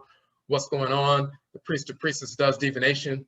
They can see clairvoyantly what the spirit looks like, where they came from, do what they need to do to banish the spirit. They banish that perverse spirit, and the people continue to live according to their natural culture, never having engaged in dissexuality. That's the value of having these cultural protocols in place, because you can avoid any criminal behavior before it even starts. As soon as the urge manifests, get rid of the discarnate spirit that's perverse so it doesn't happen. So that's the difference between real ancestral religious practice and pseudo scholarship. So anybody talking about degrees that they have, or how many times they travel to Kemet, or how many priests or priestesses or trainees they have, all that means nothing. If they say they're elders or eldresses, that's absolutely meaningless. If they're not telling the truth, and you can show that what their practice is not authentic, then anything they've ever done for the past 20, 30, 40, 50 years is absolutely 100% meaningless. Now, so that goes right into another major text, Set and Anat, the dating of the contendings of Heru and Set. But before we get into that, we're going to do that one last. There's one other piece that we want to expose, because this is the major one. The last one is showing in the book of Ptah Hetep.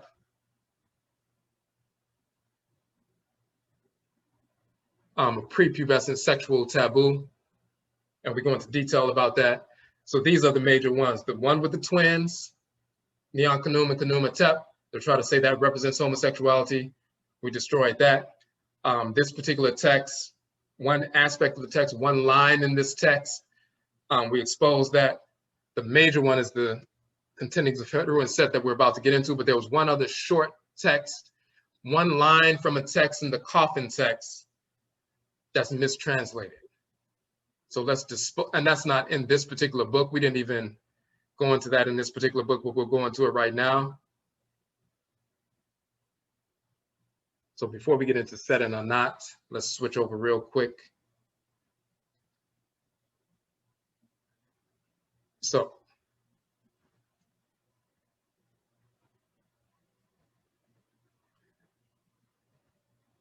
okay, you should have been seeing, I hope you were seeing the piece. So you should be seeing this page on, let me know if you're in the chat room, if you see this article on a website. It says homosexuality in ancient Egypt continued.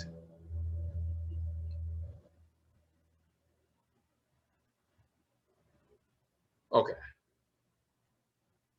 So, okay, so this is one of these, dissexuals writing an article trying to prove that homosexuality existed in ancient Kemet.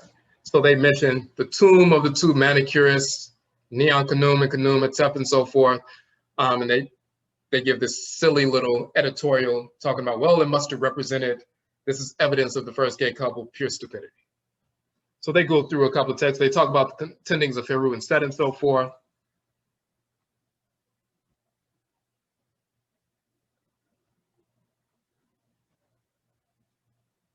But here's another piece right here. This is the one that we didn't address in our book, but we can address it very easily here. A coffin text. It says, also states, Ra, they say Re, but it's really Ra. Ra has no power over me, for I am he who takes away his breath. Then it says Atem, which is another divinity, has no power over me, for I copulate between his buttocks. Does the text actually say that though? That's what they said. That's one, that's one line in the coffin text. Remember, we talked about millions of texts, millions of artifacts, hundreds of thousands of texts spanning over 4,000 years. And they talked about the tomb of Nyankanu and Kanumatep, which of course show they're identical twins, this line, and then the contendings of Heru and Set, and the text from the book of Ptah that we're about to go into. So you have Ptah text, the contendings of Heru and Set, those are two texts. The mural of Nyankanu when they're shown together, hugging together, no textual reference to homosexuality there. We already proved that. So if you remove that one, then they have the contendings of Heru and Set, the Ptah text that we're about to destroy that with those two texts right after this, and this one. 3 texts in 4,000 years. Hundreds of thousands of texts referencing all these deities. Atum is mentioned, and Ra is mentioned, and Ma'at and Het Heru, and all these deities mentioned, and hundreds of thousands of texts spanning 4,000 years and hundreds of miles of temples and tombs and papyri and everything else. And you have a catalog literally in various databases with hundreds of thousands of texts with all the names of the deities and the words and everything laid out in the time frames and everything else. And you can only find 3 texts, and that represents the entire nation. And then the 3 texts don't say anything about accepting homosexuality at all. So what are they talking about here? Ra has no power over me, for I am he who takes away his breath. That's Ra, the creator of the universe. Atem, another deity, has no power over me, for I copulate between his buttocks. Does it actually say that though? So let's look at what is really actually being said. First, we're going to go back to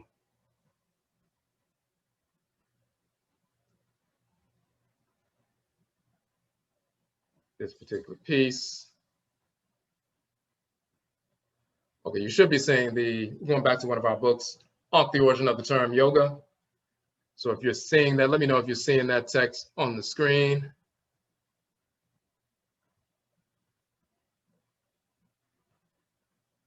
Or let me know in the chat room. That's the book you should be seeing.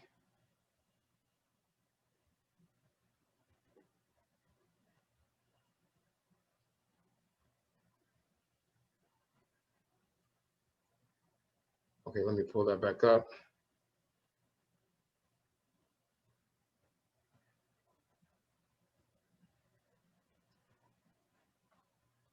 Okay. So now, if they're saying he copulated between his buttocks, then that sounds like a dissexual scene. Of course, the deities, as we've shown, there's a divine prohibition against dissexuality. So clearly, we couldn't be saying that.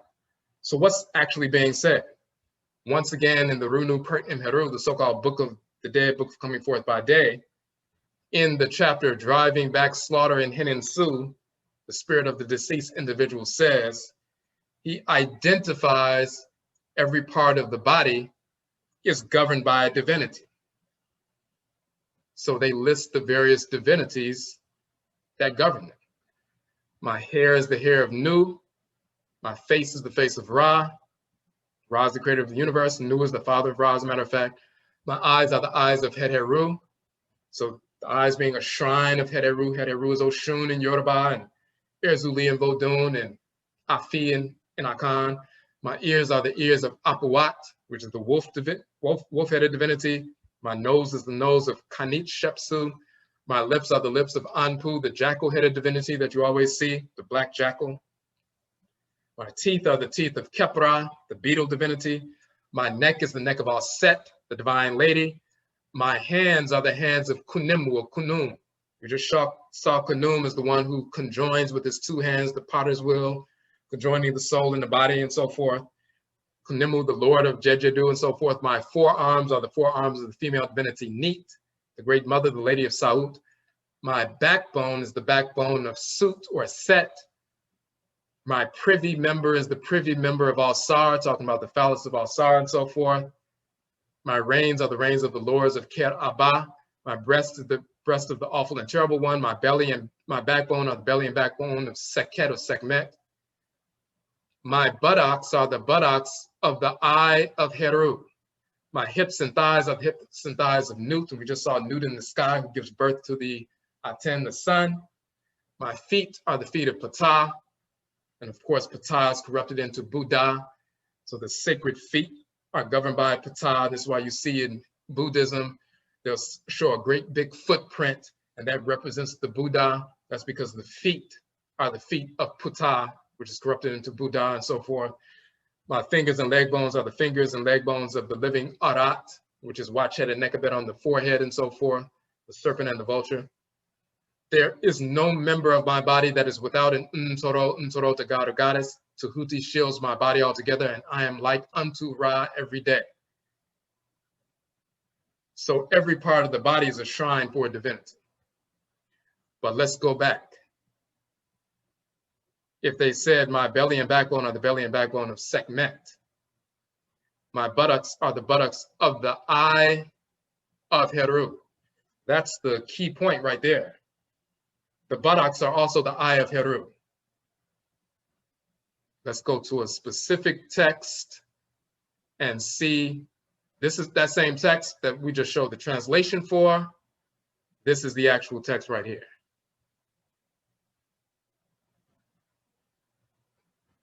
So you should be seeing this. Let me know if you're seeing this on the screen. Papyrus of Ani. You should be seeing the actual book.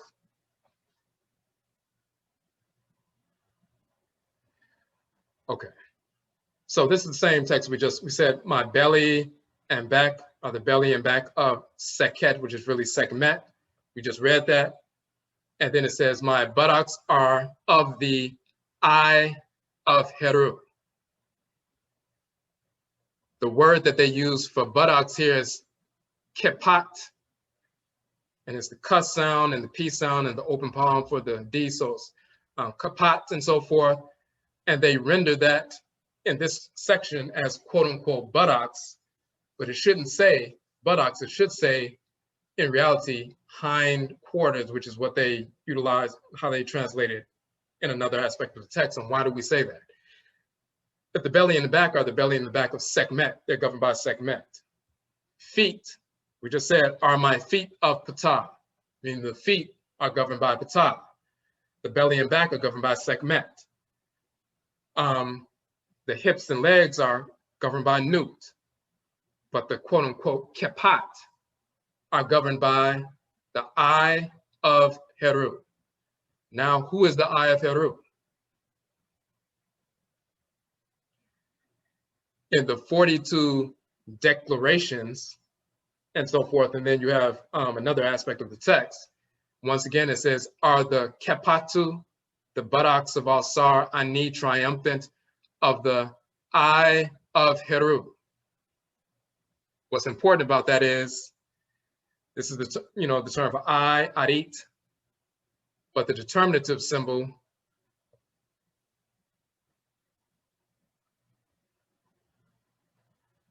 okay, somebody's saying we're seeing. So are you seeing, right? Do you see the number 16 right here? That says, are the buttocks? Let me see.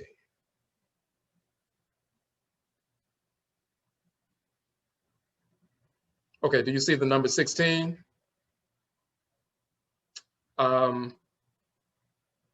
Let me know in the chat room if you see that. If not, we just have to go out and go back in.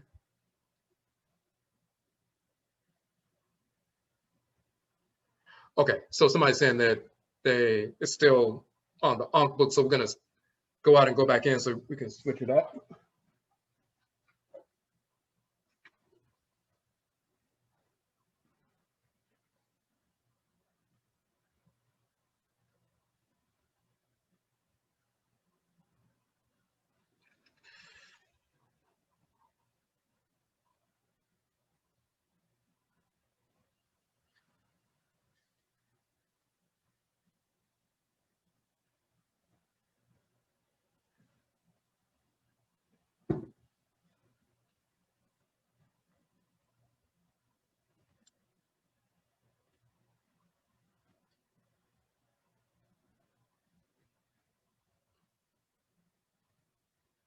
Okay, so let me know now if you can see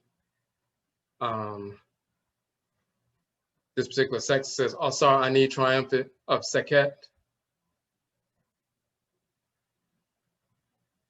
Okay, so we're going to switch it up one more time. So, let me know, are you seeing this one, page 217 at the top? Is that showing up? And sometimes Zoom has an issue switching back from the internet to the PDFs. Okay. So if it said, we read the Ankh, in the Ankh book, we have the translation, but this is the actual text. My kephat, so-called buttocks, are of the eye of Heru. Another aspect of the text, it says, are the buttocks of Asar, the eye of Heru. It says eye of Horus, but that's Heru. The determinative symbol is the cobra, which shows that this is a female deity. The kepatu, or the kepatu, the quote unquote, they translated here as buttocks, but it's the kepatu. What are the kepatu? Governed by a female divinity who is called Arit Heru, the eye of Heru. He's saying Ma'at Heru, but it's the Arit, the eye of Heru. So that means there's a female deity who is called the eye of Heru. Now, a number of female divinities are called the eye of Heru. Sekhmet is called that. Mut is called that. Ra'et is called that. Het Heru is called that because that's a title. But there's a specific female divinity who's a female divinity called the Arit Heru, or the eye of Heru, who are the buttocks of the divinity. But it's not the buttocks, it's the kepatu. So who is that female divinity? You have to look into the cosmology to find out. So it says, this is the water. Second. Make sure you're seeing this. This is page 38. It says, this is the water, the wavy lines, the watery lines, water of heaven. And they're talking, when they say the water of heaven or the water in the sky, we have the atmosphere and we have Nut. She's the female divinity bent over the atmosphere, bent over the earth and so forth. The moisture in the sky, when it gets very humid and you start sweating because you can feel the vapor in the sky and so forth. The water in the sky, the moisture in the sky is a female divinity. It says, this is the Inui, the water of heaven, or the water in the pet, the sky. Otherwise said, the image it is of the Arit, Ra, the eye of Ra in the morning at his birth every day. Me'urt, that's a cow. The cobra represents a female divinity. Me'urt is the eye of Ra. That female divinity, Me'urt, is the eye of Ra. Now,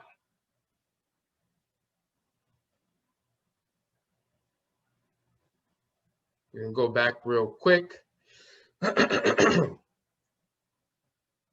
Are the buttocks of Asar Ani, the eye of Heru. The eye of Heru and the eye of Ra is the same entity. Then we go back to this text. My kepat are the eye of Heru, but we saw the female divinity Me'urt, and it showed the divinity of a cow, the image of a cow.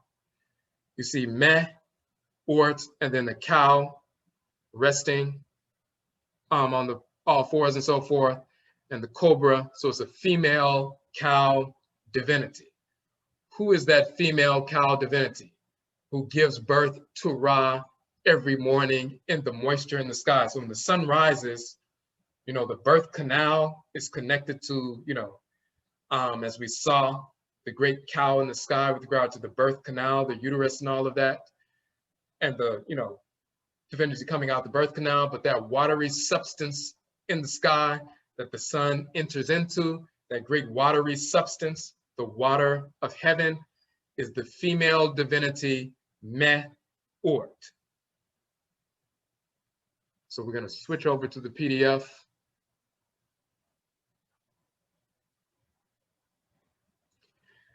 And let me know if you're seeing the PDF right now.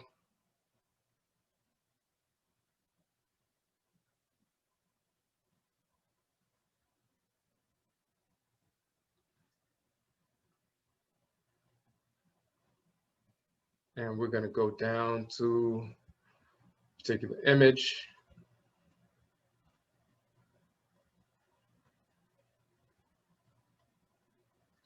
So do you see this, the page with the female cow divinity? Let me know in the chat room.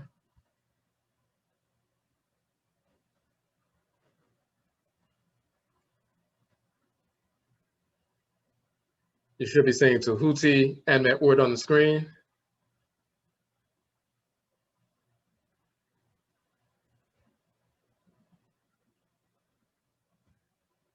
Hold on 1 second. Let's see. Okay. All right, this is Tahuti, and this is that cow divinity Me'ort from the same papyrus, Vani, and so forth. There's a text saying, "Oh, you 7 knots of Me'ort, may you make me fresh, may you make me to live, may you give me strength to my bones and life to my limbs, may you make my flesh fresh completely with life. I know you, I know your names, I have not died, I have not grown poor, I have not gone blind, I have not become deaf. I am one of the deities, I know your names." So you have Tahuti and Me'ort and so forth. But she's that great cow divinity. We just want to show real quick. When they're talking about the 7 knots of Me'ort, we were showing that the 7, nerve ganglia or bunches or knots of nerves that are connected to the 7 karu or chakra centers and so forth, those are the 7 knots in the body. So when they're talking about this, "Oh, you 7 knots, the arms of the balance on that night of seeing the sacred eye in order, who cut off heads and sever necks, take away hearts, who make a slaughter in the island of fire. I know you and I know your name." So they're talking about the 7, divinities that govern the 7 aspects of the spirit body.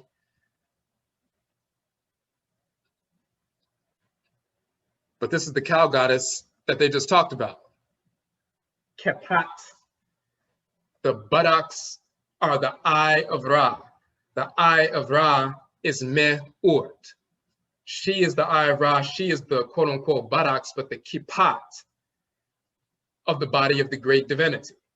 So when they're talking about I copulate through your buttocks, it's saying I copulate through the divinity who governs the buttocks, which is Me'ort. And let's look at the dictionary real quick.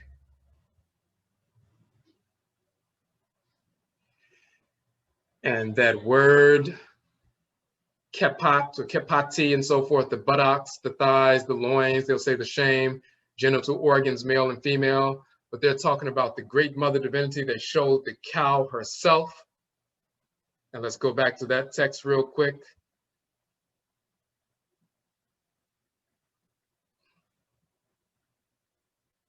So let me know if you're seeing this Book of the Dead text once again.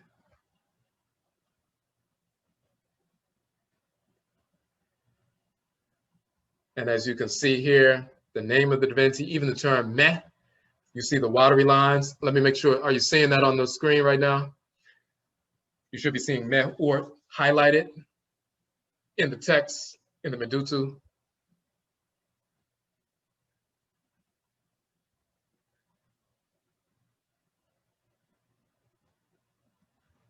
Okay. So the term Meh means fill or full, and it deals with the watery substance. That's why you have the 3 water lines. And it's the great Ord Met, the great watery one. And her determinative symbol is the cow who's laying on her stomach and so forth.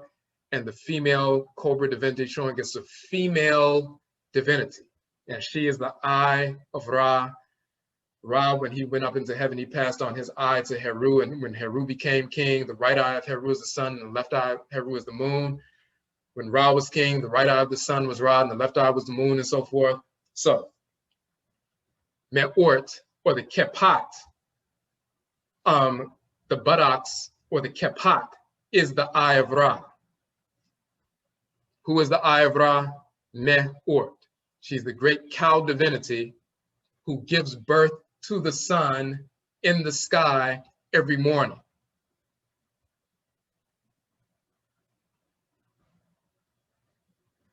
So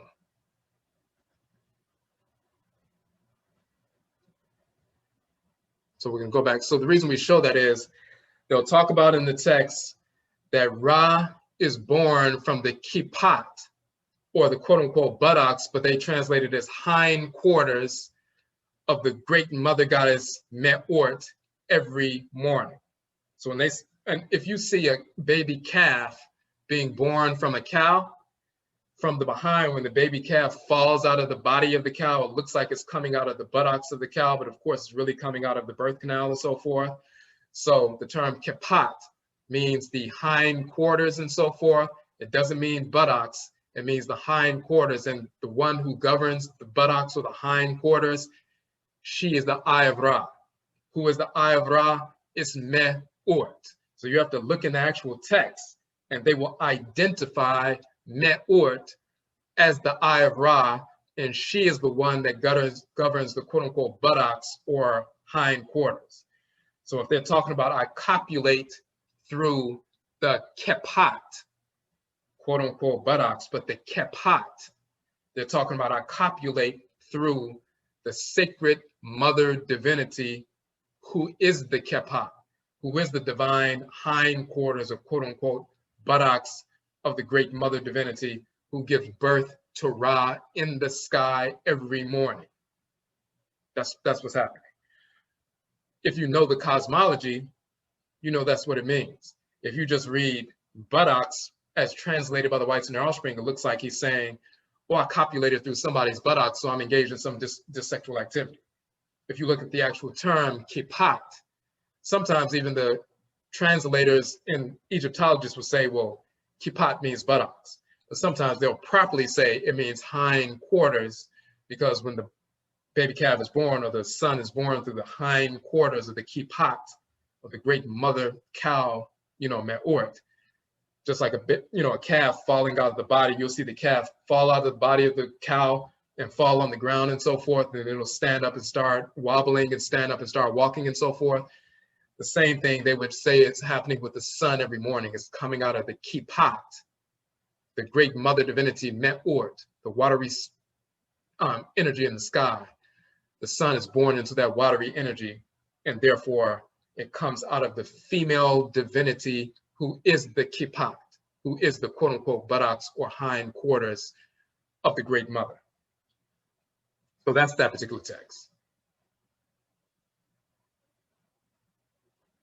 So once again, that coffin text referencing that is referencing her, the mother of Ra, and in these texts we identify with the divinities. Just like you saw, every single part of the body was associated with a divinity.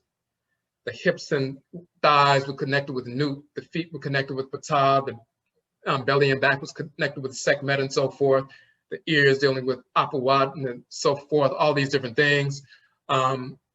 Same thing with the kipat governed by Me'or. So when you know the cosmology, you know what they're talking about. These dissexual perverts, these homosexual perverts, the whites and their offspring, they would like to assume and then put forth the false information that it's talking about something homosexual, which is insane.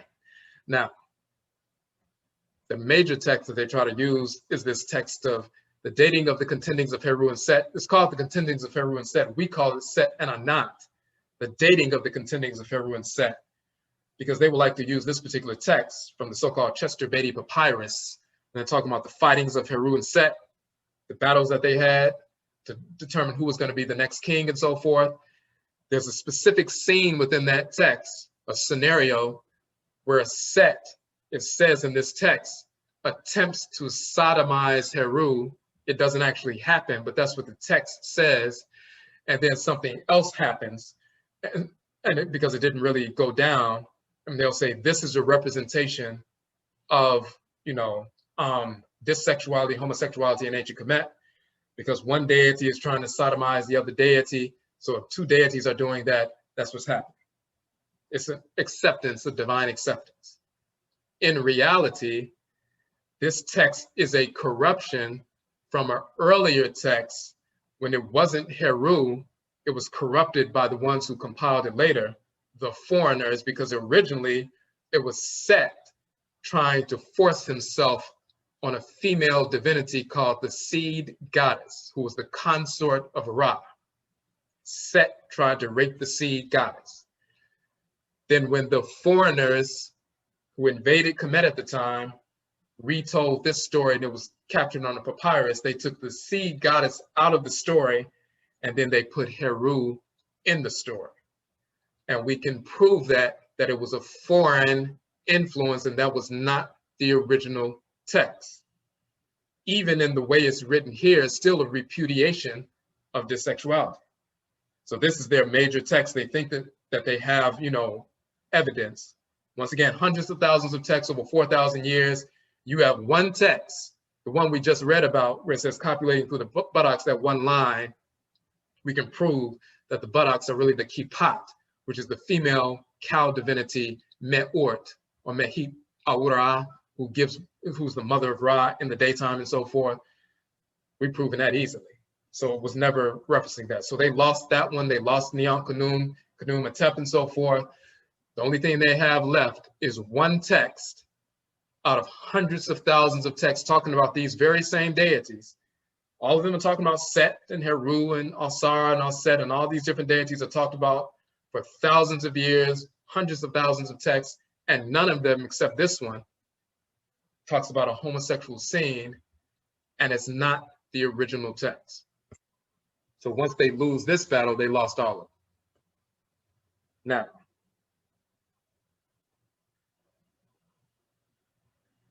they call it the Chester Beatty Papyrus and so forth. The key portion is, it says, we say, for example, in the manner in which this particular text is rendered, in one questionable episode, Set attempts to sodomize Heru when Heru is asleep. However, Heru blocks Set from doing so with his hand, and Heru then immediately goes to his mother, Set, to report on what Set had attempted to do. And this is what the text says. This is the corrupted text, and then we're going to give you the real text talking about the goddess. But this is the corrupted text. Chester Beatty Papyrus 1. Set attempted to sodomize Heru. Heru put his hand down there and blocked it, and then he ran to his mother and told him what Set tried to do. It says, the text says, Heru went to tell his mother, Set, help me, Set, my mother, come and see what Set has done to me. And he opened his hand and let her see Set's seed or semen. She let out a loud scream, seized a copper knife, and cut off his hand that were equivalent and threw it in the river. So in other words, when Set, so basically the episodes are going, Heru is grown up, his father Asar has been killed, Set is trying to challenge Heru to a number of different battles. They're fighting, and there are a number of different battles, and Set is losing every battle. So one particular episode in this particular papyrus, the way it's rendered, the corrupted papyrus, they say there was a scene after they were fighting and going back and forth for a number of days and so forth. There was a scene where Set said, well, it's late and so forth. It's time to go to sleep. Then they all went to sleep, and Set came into the room where Heru was sleeping, and he was gonna, quote unquote, sodomize Heru. This is the corrupted text. But Heru put his hand down there and blocked Set from doing so. And then he left and ran to his mother, Set. And he showed his hand. Set attempted to sodomize Heru according to this corrupted text. And the semen got on Heru's hand because he stopped Set from doing that. Showing on one hand, someone who is super lustful, even if they touch somebody, they'll release fluid. So even, just like people who are perverts and so forth, they rub up against somebody and, they'll have a release and they haven't even taken their clothes off and so forth. So he tried to sodomize Heru. Heru put his hand down there. It got, corrupted with the semen of Set and so forth. And he ran and told his mother, look at what Set tried to do to me. What was Set's response? Even in the corrupted text, what is her response? She let out a loud scream, seized a knife, and cut his hand off and threw it in the river, and then let him grow a new hand. What that's saying, even in the corrupted text, is the idea of dissexuality is so perverse. She's the great mother goddess, the great healeress, the magical one who can fashion serpents out of clay and make them come to life and so forth. She was like, that is so corrupt that we can't wash your hand, We can't use herbs to cleanse your hand. It is so perverse that even another male's organ touching you is so perverse that we're just going to have to cut your entire hand off and throw it away and get you a new hand. That's how perverse this sexuality is. So it's a repudiation. The hand was no longer good beyond repair, even ritually. Even the great mother goddess could not repair that hand, so she cut it off and gave him a new hand. That's the highest form of the repudiation of even the idea of dissexuality. Now, so that's what we're saying. Now, the text also shows that the seed or semen of Set never entered Heru's body because it never happened. Even in the corrupted text, it's still a repudiation of dissexuality. Then it says, moreover, it shows the deities are in absolute disgust at the very possibility that sodomy may have occurred, yet they would later find out that the sodomy did not occur. This is what Set tried to say to the tribunal of the deities.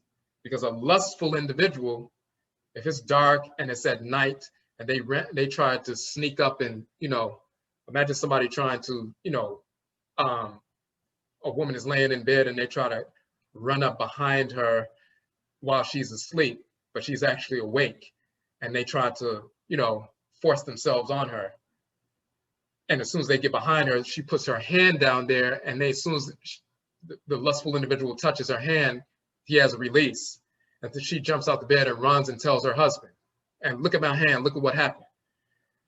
If he didn't release on her and she ran and told the husband, he'll deny and say, I didn't do anything. But because he touched her, and that was enough for him to have a release, and his fluid got on her hand, and she jumped out and run and told her husband, look, not only did he try to rape me, but the evidence is right here on my hand. What if the husband just took a knife and cut her hand off? That would be a repudiation of the fact that somebody tried to touch her.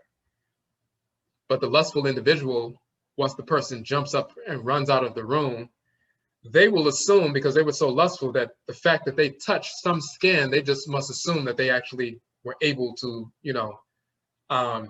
get into them. So Set, being represented as the lustful individual, it says, let me be awarded the office of ruler, for as to Heru, the one who is standing trial, I have performed the labor of a male against him, meaning I performed sodomy on him. Then the Ennead, or the tribunal of the deities, let out a loud cry. They spewed and spat at Heru's face. Because when they heard Set say that, they were like, wait a minute, if that happened, that's so perverse that the deities all screamed and began to spit. The next sentence says, Heru laughed at them. Heru then took an oath by the god as follows. All that Set has said is false. Let Set's seed of semen be summoned that we may see from where it answers. And my own be summoned that we may see from where it answers. Then Tahuti, the divinity of divine wisdom. So Heru is saying, well, Set just lied. And to prove that he lied, if he had actually performed sodomy on me, then his fluid would have gotten inside of my body. Why don't we call on the divine fluid or seed of Set and see from where it answers? If it's in my body, it's going to come out of my body. But if it's not, it's going to come from somewhere else. That means he never actually did what he's saying he's doing. Then Tahuti, the Lord of script and scribe, of truth for the divinities, put his hand on Heru's shoulder and said, come out, you semen of Set. And the semen of Set answered him from the water in the interior of the marsh. Why is it answered from the water in the interior of the marsh? There was a marsh a little bit further out. When Heru ran to all Set and said, look at my hand, look at what Set tried to do to me. She took the copper knife, cut his hand off, threw it in the water in the marsh. So his hand with Set's seminal fluid on it is in a marsh somewhere, and then she grew him a new hand. So when Tahuti put his hand on Heru's shoulder and said, semen of Set, come out. If it was in his body, it would have came out of his body and answered. It's a divine seed. It would have answered from Heru's body. But nothing happened. Then they listened, and way out in a marsh, in the middle of a marsh, Set's seed answered from the middle of the marsh, because it was still on the hand of Heru and it was thrown away. So no seed entered into the body of Heru. Tahuti was able to demonstrate that sodomy had not occurred. Notice that the seed or the semen is an entity, a spirit, which spoke back to Tahuti and informed him of its location in the marsh. In the rendering of the story, after Set threw Heru's hand away, she made him a new one. She subsequently decided to trick Set. She gave Heru some medicinal ointment, which caused his own seed or semen to be released. So Set, first she cut off his hand and threw it in the water. Gone. So his hand with Set's seed on it is in some water in a marsh somewhere. Now she, made him a new hand, and a new hand grew on Heru and everything was good. He has a new hand now. There's nothing polluting his body. He's good. But then she made a little ointment. She's a divine healeress, making herbs and so forth, gave it to Heru, and then his own seed came out of his body. Just like if you drank some fluid and so forth, and someone made a herbal potion and so forth, and you drank it as a male, and then seminal fluid came out of you, just as if you had sex with a female, but you just drank this potion and seminal fluid came out.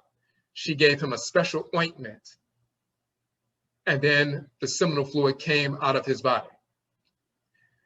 She captured that seminal fluid in a pot because she wanted to trick the great trickster. Once it was in the pot, then she went and took that pot outside to lettuce, a plant that grows the kind of lettuce that Set was known to consume. He really loved that kind of lettuce, and she poured the seed of Heru on that lettuce. This is the cos lettuce, which releases a white fluid or sap when the stem is cut. So if you look at cos lettuce and you squeeze it, white fluid comes out. So Set, she knew that was the kind of lettuce that Set liked, and he ate it every morning and so forth. So she took the pot of seminal fluid. Remember, this is a corrupted text, by the way. But even in the corrupted text, influenced by foreigners, it's still a repudiation of dissexuality. She took the white fluid, she poured it on the cos lettuce plant, and then she left. Now, because Set was so lustful, Set believed that he would not pay attention to the fact that the white fluid on the leaves was really not the naturally occurring white sap that comes out of the lettuce. He wouldn't notice the difference. He would just assume that, oh, this must be the regular stuff, and he would just eat it. He wouldn't be like, if you see a dog or a cat or even ants, if you drop some, polluted little piece of candy or something, the ants will walk around it. Hold on 1 second, I want to make sure this is, okay. So she would assume that he, or if a dog or a cat or something, if they're smelling something, that something is not right, even if it looks like regular food, they will back up off of it. They're not going to touch it. But if their nose was congested or something, it's the same thing. If you go in your refrigerator, you see some food and you're hungry, you grab the food. But if it's spoiled, as soon as you open the refrigerator or open up that particular container, it's a foul smell and you're like, oh, hold up, it looks the same, but there's something wrong here. But if you were congested, not operating properly, then you see it, it looks fine, and then you consume it because you can't smell, that terrible, horrible smell, that spoiled smell, and then you get sick. If you're lustful, you're not paying, your senses are not serving you properly. The lust overrides that. So if he was not lustful, he would walk towards the plant, he would see the white fluid like normal, but then there would be something else, something's wrong here. He would know that somebody's trying to pollute him. But she assumed that because he was so lustful, he would know the difference. So this is what occurred according to the story. Set ate the lettuce just like normal. He was just chilling and so forth. He ate the lettuce like he normally does. And because the seed of Heru was on the lettuce, he ended up swallowing the seed of Heru, which is actually a spirit. The term for seed was also used for poison in Kemet. We're going to go down to that real quick because the cosmology is very important.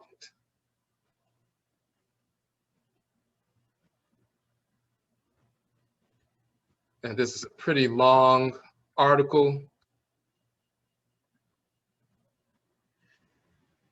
So you have Met, meaning inundation, the emission of the Nile god. If you see, once again, the erect phallus with the fluid coming out of it, that's the seminal fluid, the water, fluid and so forth. Inundation, emission of the Nile divinity. It also means seed or offspring, Met and Metut, Met, Metut, seed or offspring. But then Metut also means poison or venom. How is the fluid that actually brings life, seed or offspring, descendants, the emission of the Nile divinity, Met or Metut, meaning seed, is also Met or Metut, meaning poison? That's clearly in the language of Kemet, so where do we get that from? And note that even some of the pseudo-linguists and pseudo-scholars in our own community, when they read this text, because they haven't done the proper research, they get shook by it, so they start coming up with metaphysical reasons why Heru and Set were engaged in a homosexual act, and it really represents a higher level of consciousness that you have to be initiated to.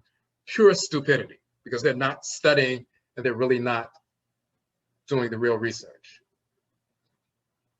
So the term for seed was also used for poison.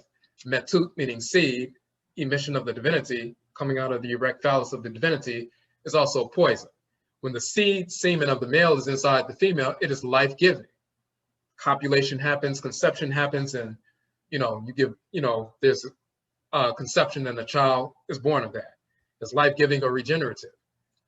Outside of the female, it becomes a waste product, even poisonous. Moreover, this is akin to one smearing fecal matter on a plant, and the unknowing individual consumes the leaves of the plant, thereby ingesting the fecal matter. So, inside the female, the seed contributes to life, the bringing of a new child into the world. Outside of the female, that Met, which was, regenerative and life-giving, became Met or Metut, poison or venom. In the following passage, Tahuti asked the seed semen of Heru to come forward. Remember, Tahuti put his hand on the shoulder of Heru. If the seed or semen of Set was in there, come forward. But it didn't come out of Heru's body because it was never in there. It was in the marsh where his cut off hand was still residing. And that Set seed responded from the marsh.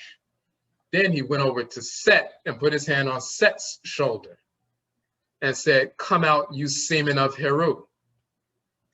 Then it said to him, "Where shall I come from?" And Tahuti said, come out from his ear." Thereupon it said to him, "It is from his ear that I should issue forth, seeing that I am a divine seed." Then Tahuti said to it, "Come out from the top of his head." And it emerged as a golden solar disk upon Set's head. So the seed of Heru ended up in Set's body because he ate the lettuce. Tahuti said, "Come out of the body." And the seed said, "Okay, I'm going to come out the body. Where should I come out?" Tahuti said, "You can come out the ear." Heru's seed said, "Hey, I'm divine seed. I shouldn't be coming out of the ear." He said, "Okay, well, come out of the top of his head," and it manifested as a solar disk. And Tahuti took the solar disk away from Set and placed it as a crown upon his head and everything else. Then the company of the deities said, "Heru is right and Set is wrong." So initially Set said, "Hey, I should be king. Why should I be the new king? Because I sodomized Heru and he's a homo and I sodomized him and I'm the only brother left in the family lineage, so I'm the only one left. I'm going to have to be the king." Because you can't have somebody who allowed themselves to be sodomized be a king. Of course, that's insane. That's perverse and so forth. The deities were so mad that they screamed and they spat at Heru. "How could you let this happen? Did you allow this?" and so forth. And then Heru proved Set is wrong. Everything he said is false. The divinity of divine wisdom proved that. And this is what's happening. Now, So the key here is one of the takeaways, even though this is a rendering of a corrupt text, that if he had engaged in dissexuality in any form, he was immediately disqualified from being a king or anything else, because the deities screamed and spat at him. They hate dissexuality. They were already ready to punish Set, but the one Heru, the son of Alsar, who was slated to inherit the throne, if he engaged in that, then he's disqualified as well. The deities hate dissexuality, even in the corrupted text. It's a repudiation. Set cutting off the hand of Heru and throwing it away because it was so poisoned and perverted that she couldn't do anything with it to clean it. That's a repudiation. Now, we can't go through the entire text, so we'll get to the point where we go to the proof of the foreigners and so forth. We say it's important to take note that whenever the whites and their offspring show up in an Afurakani, Afuraitkaitnut African society, references to dissexuality, homosexuality show up. That was true back then. It's also true today. When the whites and their offspring are in Afuraitkaitnut Africa now they're creating little homosexual lesbian groups and Black Lives Matter groups and so forth, and they're trying to push homosexuality in Afuraitkaitnut and trying to cut off their aid from the United States unless they accept the homosexual agenda. The same criminal whites and their offspring today trying to force homosexuality, dissexuality on the continent today are the very same ones who had incarnated in the past, and they're trying to do the same thing like they did in the past. Now, we talk about these invaders. These are invaders of Kamit from the royal palace adjacent to the temple of Medinet Habu during the reign of Ramessu III of the 20th dynasty. They're shown as a quote-unquote Philistine, Amorite, Syrian, Libyan, Canaanite, Syrian, and a Nubian bow to the king and so forth. So you'll see that the 400 years prior to the reign of Ramessu III, the Libyan, the Canaanite, the Syrian, the Nubian, they're all brown-skinned. 400 years later, by the time you get to Ramessu III, and you see invaders taking over, you have some that are still, from these areas in the Near East are still Black, but then you have the ones, Amorites, Syrians, the white invaders that taken over 400 years later. Just like in Egypt now, you have the white Arabs who are in control. Prior to that, our people are in control. We say when the whites invaded the Levant, they polluted the blood circle of those of our people that they waged war against via rape and so forth.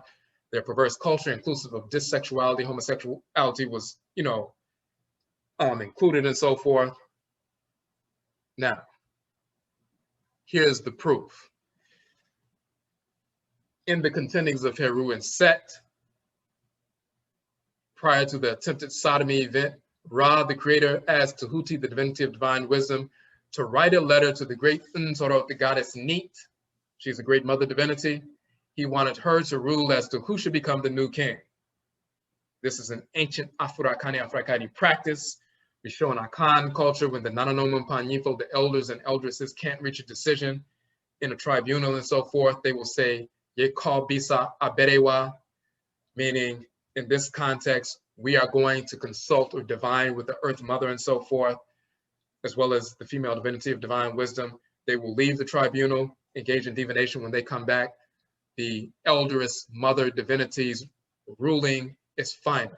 So if they can't reach a decision, they say, Yekobisa Aberiwa, we are going to consult the old woman. When we come back, we're going to have the answer.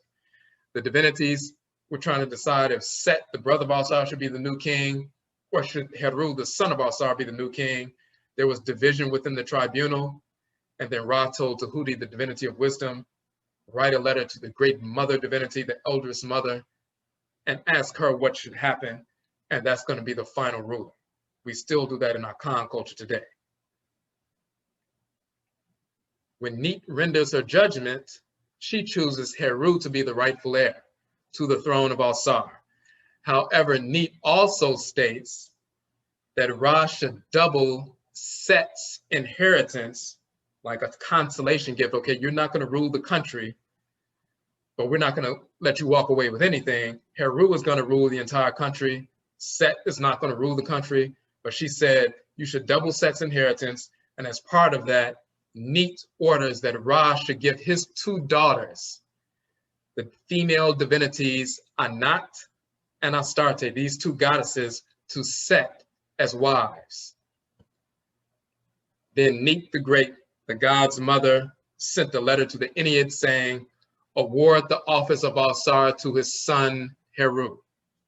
Don't commit such blatant acts of inequity which are illegal, or I shall become so furious that the sky will touch the ground. The universal Lord, the bull who resides in Anu, ought to be told, double Set's inheritance. Give him Anat and Astarte, your 2 daughters, these 2 female goddesses, and install Heru in the position of his father Alsar. This is critical because Anat and Astarte are Kanani or Canaanite foreign goddesses. This is in this text. This is why we said it's a corrupted text. This demonstrates that by the time this rendering of the text was written, the culture of Kemet had been invaded by the foreigners. They were so entrenched in the culture that they included their 2 goddesses, Anat and Astarte, foreign Canaanite or Kanani goddesses, as daughters of Ra, and had woven them into the cosmology. And when you look at the time that we're talking about, the foreigners had invaded northern Kemet. They were living in the Delta. At some point, they had taken over, and the Heku Shasu included some of them as well, so-called Hyksos and so forth. But they had taken over the northern part of Kemet, and then there was a rule of the foreigners for a while until they were overthrown. But they were living in the Delta. They were worshiping Set and so forth. We get into that.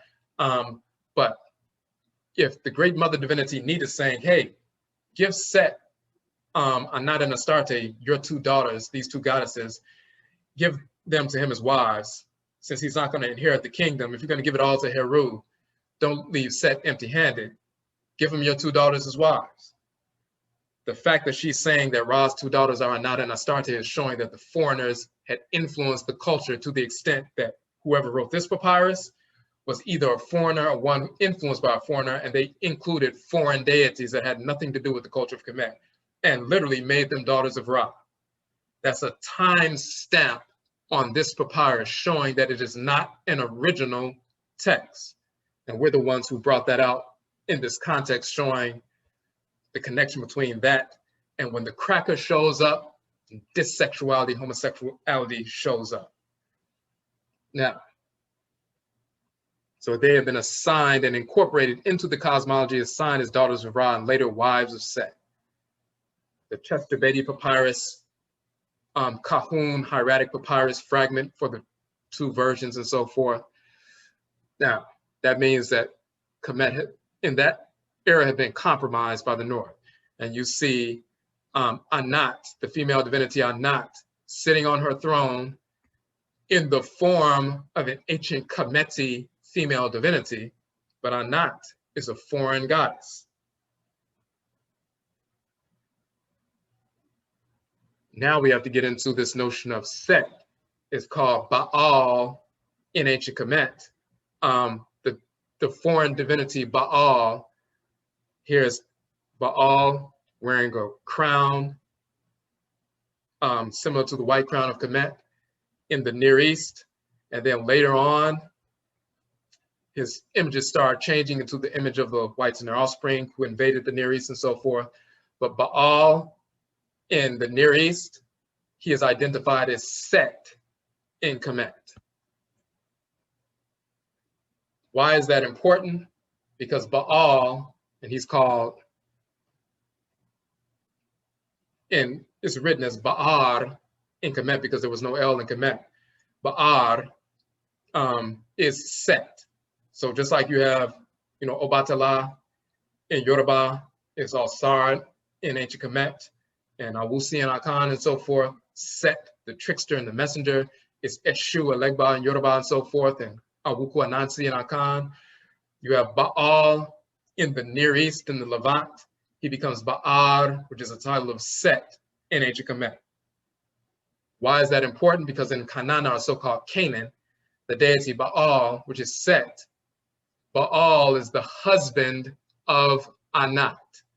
Baal takes the form of a bull and Anat takes the form of a cow when they copulate. In Kemet, Baal is identified with Set. So Baal, which is Set, is the husband of Anat in Canaan, in that foreign land. Baal and Anat, or Set and Anat, are husband and wife. We said earlier that there's a specific text, the spell for protection against scorpions, written during the Ramesu period in Kemet. It's important because it deals with Set, who is married to Anat. Set is called Baal in the Near East. Baal and Anat are husband and wife. In this text written during the Ramesu period, this is Set and Anat, husband and wife. Although he's married to Anat, he comes across the goddess called the seed goddess, the spirit operating as the energy of the seed, seminal fluid of Ra. When Set sees this female goddess, the seed goddess, the consort of Ra, he sees her bathing in the river. He proceeds to leap upon her like a ram, and he rapes her. However, because he raped the seed goddess, the one who represents the seminal fluid of Ra and so forth, she's protected by Ra. That's the wife of Ra. She's carrying the Ra's seed or semen. Because he raped her, Set becomes ill. The seed or semen now poison. Remember the word met or metu, seed or semen, fluid, is also met or metu, becoming poison. Well, here's the seed goddess, the consort of Ra. When he copulates with his consort, with his wife, his seminal fluid goes into her body. She is the seed goddess. She carries the seed of Ra.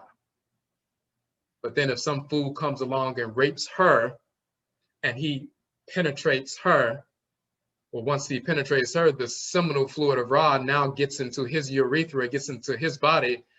Now you have the seminal fluid of a male inside of your body. The seminal fluid, the seed, metu, which is the inundation, the emission of the god that has to do with giving life and copulation and conception. If it gets inside the male body, now it's metu, meaning poison. Set raped the seed goddess, and the seed of Ra got into his body and he became ill. The seed, now poison, goes to Set's head in this text and the brows of his eyes, and he lays upon his bed ill, and his wife Anat takes note of his condition and then appeals to Ra to heal him. Ra judges that Set deserves to be ill because he raped the seed goddess. Ultimately, later on, Set comes to heal Set of his illness. Here are the excerpts from the Chester Beatty Papyrus number 7. Magical spells for protection against scorpions. The goddess Anat, who was disporting herself in the stream of Kop and bathing in the stream of Hemket. Now the great god had gone forth to walk, and he beheld Seth as he mounted upon her back, leaping her even as a ram leaps, and covering her even as and then as a corruptionaire. Then some of the seed poison flew to his forehead, to the parts of the brows of his eyes. Thereupon he lay down upon his bed in his house, being ill. Then came Anat the divine, she the victorious, a woman acting as a warrior, clad as men and girded as a woman, to pray, which is Para, Ra, her father. And he said to her, "What ails thee, Anat, the divine, you victorious woman," and so forth. She said, "I reached home in the evening, and I know that you has come to beg Seth from the seed poison. Is it not a childish punishment for the seed poison put upon the wife of the god above, that he should copulate with her in fire," meaning he raped her and so forth, "and open her with a chisel?" So it's talking about how he used fiery energy and attacked her and assaulted her and opened her like a chisel opening something, being forced into like a block of wood and something and opening her up with fire, and like a chisel, he raped the seed goddess and now he's ill, and the poison of Ra's seed that was in the body of the seed goddess got into Set, and it went to his head and his brows, and he had fallen ill. That sounds very familiar, because the seminal fluid of the divinity got into the body of Set, and then it went to his head. We just read about that in the text dealing with the contendings of Heru and Set. The original text is Set raping the seed goddess, and then the seminal fluid of Ra getting inside of his body because he raped Ra's wife, and then he becoming ill, and eventually the seminal fluid going to the head and the brows of Set. That story was changed in the Chester Beatty Papyrus in the Book of the Contendings of Heru and Set. The Canaanite goddesses will show up in this text, proving that it's not an original text from just the people of Kemet, showing the foreign influence. They take the seed goddess out of the text and they put Heru in the text and so forth, and saying that Heru was raped, but then the seminal fluid of the god got into the body of Set and went to his head and so forth.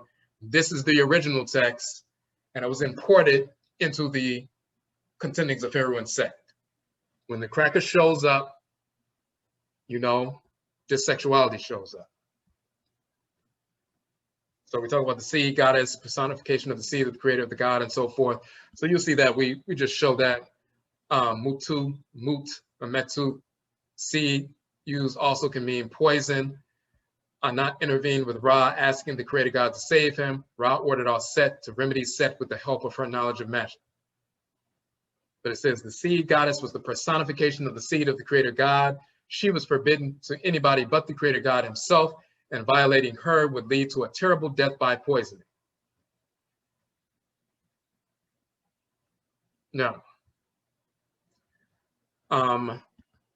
so Set engaged in the rape of a divinity, copulate with her in fire, and open her with a chisel is a reference to forced penetration.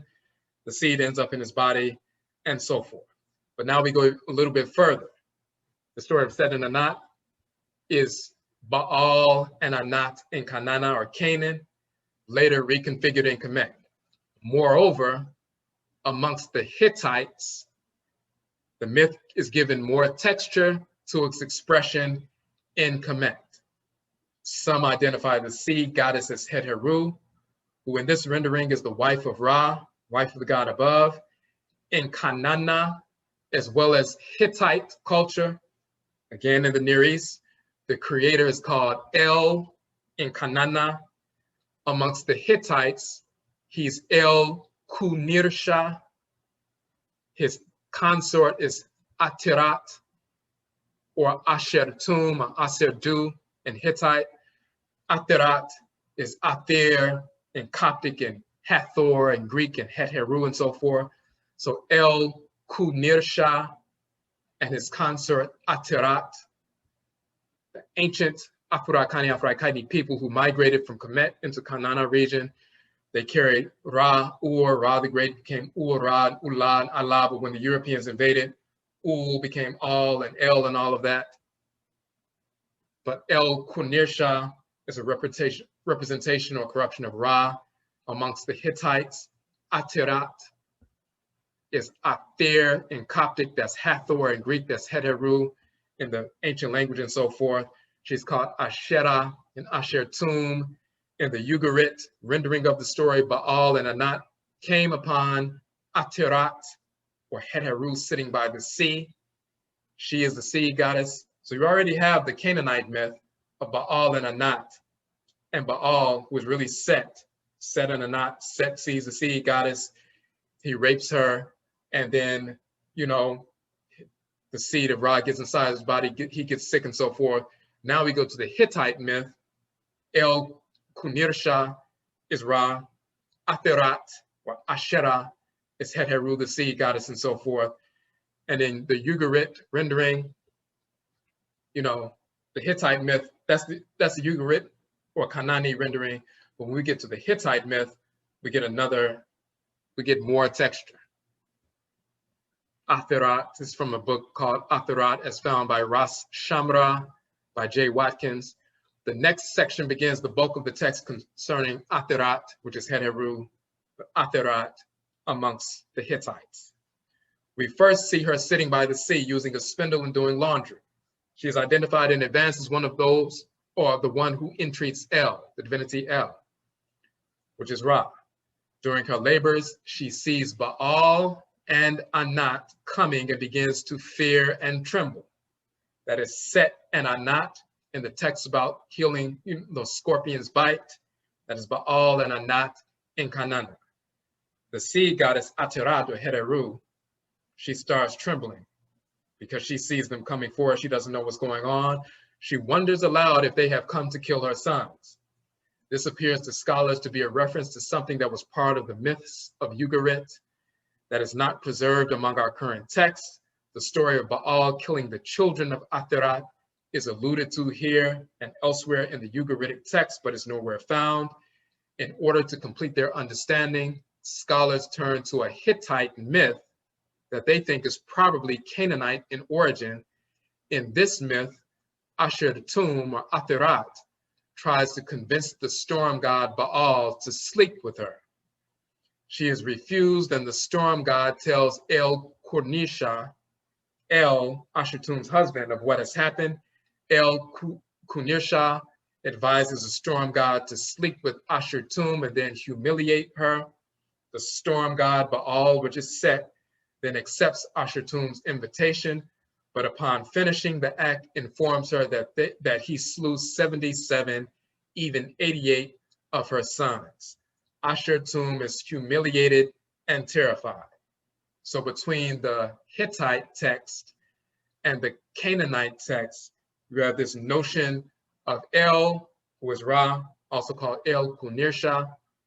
His wife is Atirat, the seed goddess, also Asherah, and so forth. In one, they're saying El told him to go have sex with her and humiliate her. And the other one, he rapes the seed goddess. Either way, Set rapes the seed goddess, and that's where the seed of Ra gets into his body and goes to his head. And in the text that's corrupted by the Canaanites, and this is why you see Anat and Astarte, Canaanite goddesses, in the papyrus of ancient Kemet. That means they were influenced by the Canaanites, and when that influence shows up making these daughters of Ra, the very texts that foreign goddesses show up, the same goddesses, including Anat, that has something to do, part of the story of the rape of the seed goddess, the very same goddess that shows up in the text, happens to show up in the very same text where a homosexual scene about Set raping somebody and the seminal fluid of the divinity getting inside his body and going to his head. So we had to go through all of that to prove that that Chester Beatty papyrus is not an original, authentic telling of the story. That is why it is the only telling of the contendings of Heru and Set anywhere found in Kemet over the past 100+ years. You have hundreds of thousands of texts spanning over 4,000 years, talking about Heru and Set and Alsar and Ra and Het-Heru and so forth. And none of those hundreds of thousands of texts that are retelling the story over and over again mention anything about homosexuality, except for the one where the Canaanite goddesses show up. And one of those Canaanite goddesses is married to Set in a separate text, and they are together in the scene where Set rapes the seed goddess and the seed gets in his body. So we went through all of that to prove that we're the only ones who put that information out. So we go into some more detail about that. So that's the foreign influence. And then they talk about how the Hyksos first appeared in Kemet, 1800 BC and so forth. During the 11th dynasty, they began their climb to power in the 13th dynasty. These are the foreigners coming out of the second intermediate period to control of Avaris and the Delta. By the 15th dynasty, they ruled Lower Kemet or Northern Kemet. And at the end of the 17th dynasty, they were expelled. So the foreigners entered Northern Kemet around 1800 so-called BCE. They became powerful to the point by the 15th dynasty, they were ruling Northern Kemet, and there was a great war to force the foreigners out of Kemet. And, we get to the 17th dynasty and then into the 18th dynasty, they talk about the great wars, the warriors and so forth. They waged war against the, Hekushasu, the Hyksos and so forth, and forced them out. And the indigenous rulers of Kemet took over. But for a while, they were ruling northern Kemet. The Hekushasu or Hyksos practiced horse burials, and their chief deity, their native storm god Baal, became associated with the Egyptian storm god and desert god Set. As most of the Hyksos names seem Semitic, as they would say, which is not necessarily accurate, but the Hyksos also included Hurrians, who, while speaking an isolated language, were under the rule and influence of Indo-Europeans. During the Second Intermediate Period, a group of Asiatic foreign chiefs known as the Hyksos, rulers of foreign lands, Hekushasu, gained the rulership of Egypt and ruled the Nile Delta from avarice. They chose Set, originally Upper Egypt's chief god, the god of the foreigners, and the god they found most similar to their own chief god as their patron. And then Set became worshipped as the chief god once again. The Hyksos king Apophis, or Apep, is recorded as worshiping Set in a monolatric way. He chose for his lord the god Set. He didn't worship any other deity in the whole land except Set. Then Herman Te Belde dates the demonization of Set to after Egypt's conquest by several foreign nations in the Third Intermediate and Late periods. Set, who traditionally had been the god of the foreigners, thus also became associated with foreign oppressors, including the Assyrian and Persian empires. It was during that time, the time that Set was particularly vilified and his defeat by Heru widely celebrated. So they started talking about so in this particular text, we're showing that the foreigners, who are coming from the deserts, they saw that our major divinity that governed the desert is Set. They're living in the deserts outside of Kemet and so forth. They also moved into the Delta and so forth. So they started saying, you know what, since this is the divinity of the desert, we're going to say this is our patron deity, we worship him too. Of course, Set is not paying attention to them. But then they started trying to add their attributes to a real divinity, trying to say Set represented this and Set represented homosexuality, and started introducing their culture and trying to promote these ideas. Just like white people today who attempt to invade the Yoruba tradition, they started putting forth this false narrative that Yemoja is the patron Orisha of lesbians. Pure stupidity. The white faggots, white dykes started putting forth this false notion, and brainwashed Negroes listening to these perverts started trying to repeat that notion that Yemoja is the patron Orisha of lesbians.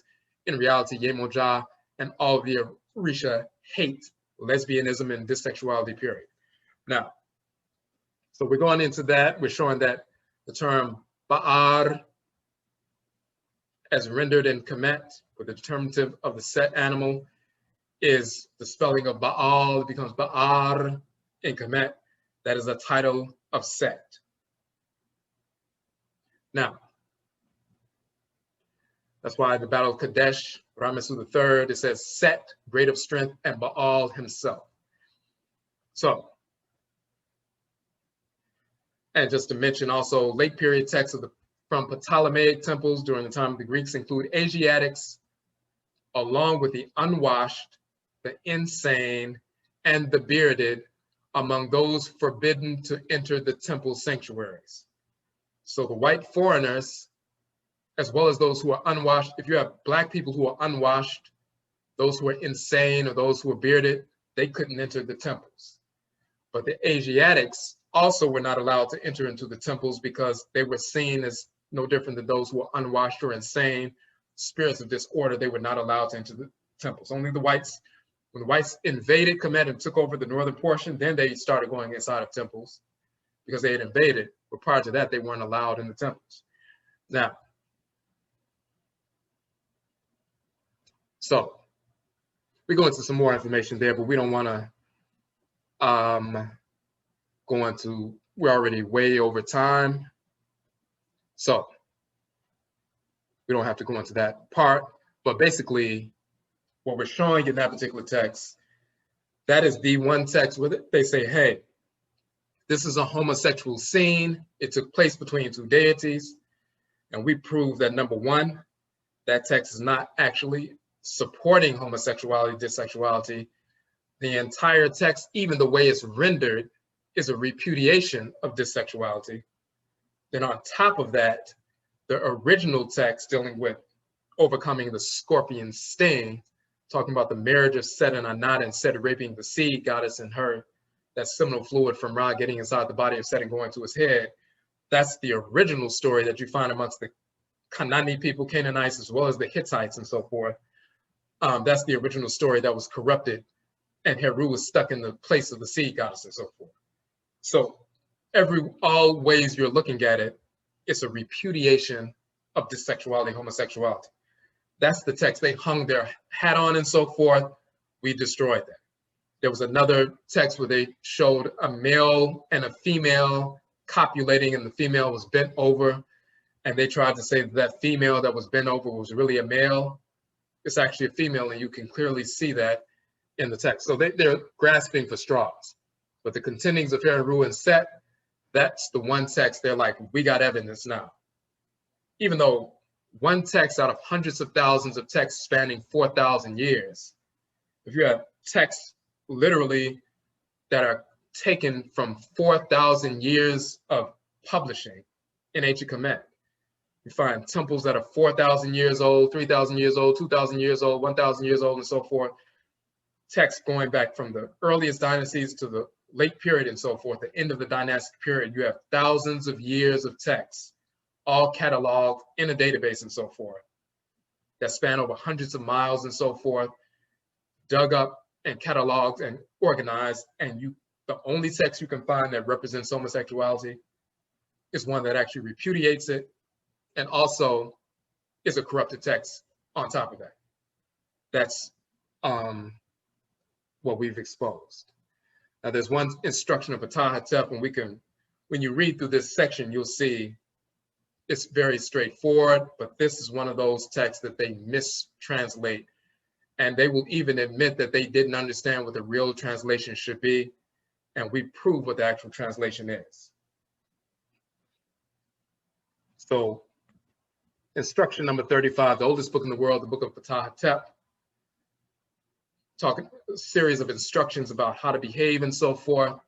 Now, the actual text, they'll say, well, there was one text talking about not having sex with a, in fact, let's switch it up real quick. The actual text says, as we can show here, do not copulate with a female child, meaning a prepubescent girl. You have learned the taboo against the water upon her chest or the fullness of her breasts. That which is within her body will not be cooled. She will not hide those acts which are taboo. She will cool only after she has injured her heart conscious, suffered from violating the taboo. So it's a repudiation of, having sex with a prepubescent girl. And in our culture, once somebody goes through, the onset of menstruation and so forth, they're taken into womanhood training, just like when the young boys go through, adolescence and puberty and so forth, they're taken into manhood training. And once they go through that process, and they emerge ritually as young men and young women, then they are paired and married. They're in the same age group. So it's not talking about as soon as a young girl reaches her, period and so forth, she goes through womanhood training, now she's available to be married, and even the 30 and 40 and 50-year-olds see her as a woman and they can marry her. That's not what's going on. That's still pedophilia.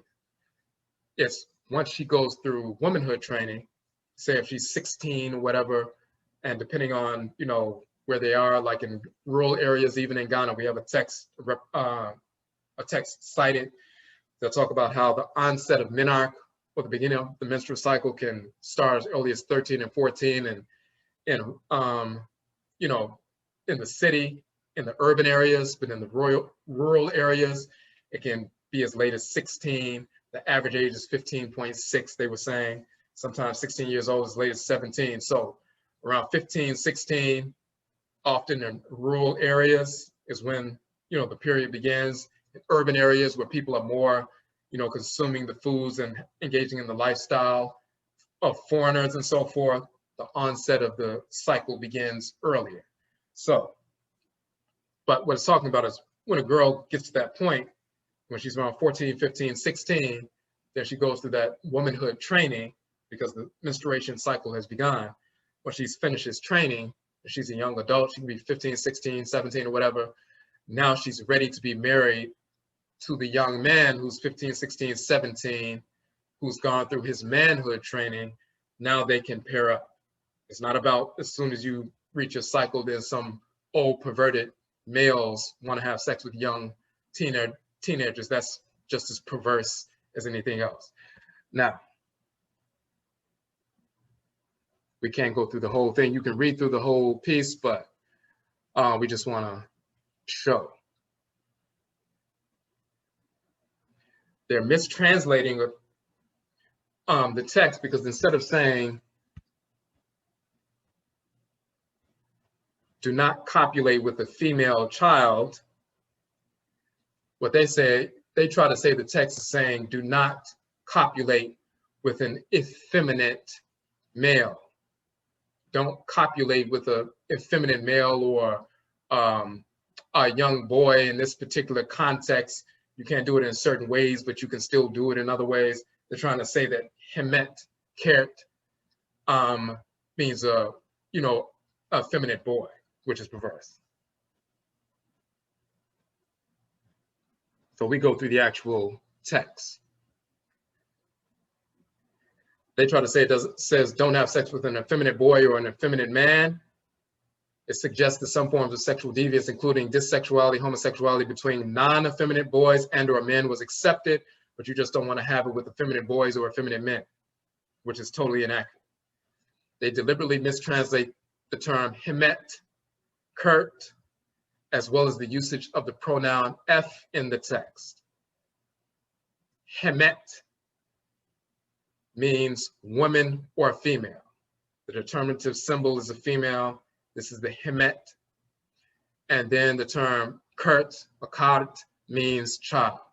Hemet, kart means female, hemet, kart, child, and karat becomes kalat and kald and child and child in English. That's kard in ancient Kemet. And we show here linguistically the term child or child comes from kard in ancient Kemet. Same term. But we talk about the R and L interchangeably. So the pronoun he is typically written with the horned viper medutu in Kemet. This is a little snake, the horned viper. This is the F sound in the language. So hati, F would be his, F, hati. Hati, his, or his hati.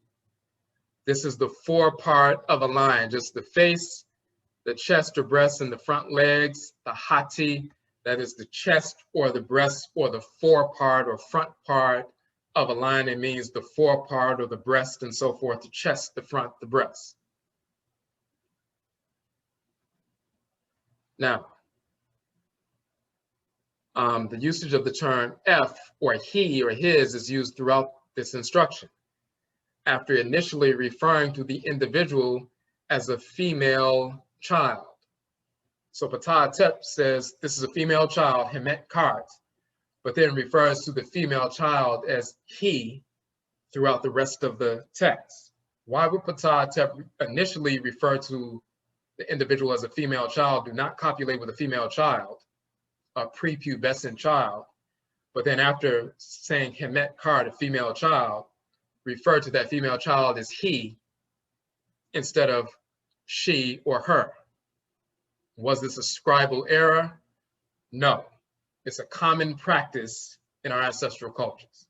The whites and offspring said, well, since he used he throughout the rest of the text, even though he called her a female child in the beginning, the rest of the text he said he instead of she or her, then it must mean an effeminate boy or effeminate man, so it had to do with some form of dissexuality. So we go into the real culture. These are KOKOBO girls in Ghana during the depot puberty rites initiation into womanhood. So we're talking about the divinities and, you know, going into, you know, puberty rites and so forth. Now, we don't have to go through the entire part. I just want to get to the part that's relevant for this section. So we talk about spirit possession and so forth, and we get introduced through puberty rites. We engage in ritual. Spirit possession happens, communication with the divinities happens, and so forth. Now, prior to reaching the age of puberty, the responsibility does not exist for the children. When you receive, just like physically, of course, your body changes after puberty. You have the ability after puberty to copulate, conceive, and bring a child into the world. That means you have the physical apparatus to do that now. You didn't have it before, but also to bring an ancestral spirit back into the world. You have that capacity. If you now have that capacity to wield that kind of energy to draw an ancestral spirit back into the world, your organs, as we saw earlier, are shrines of different divinities. It is important for you to learn how to align your spirit body and your energy with the divinities that operate in creation, including the divinity that governs your head and your matriclan and patriclan. You need to be able to wield that energy of the divinities harmoniously, because you have increased power now, just like you have physically increased power to the point where you can bring an ancestral spirit back into the world. You have increased spiritual power because you can access on your own the energy of the divinities that moves through you.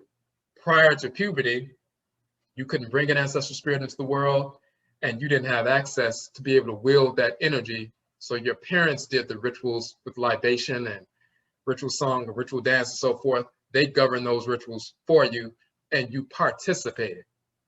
Now, when you become an adult, you move through puberty, now it's time for you. You have the physical apparatus, the genitalia development to bring an ancestral spirit into the world.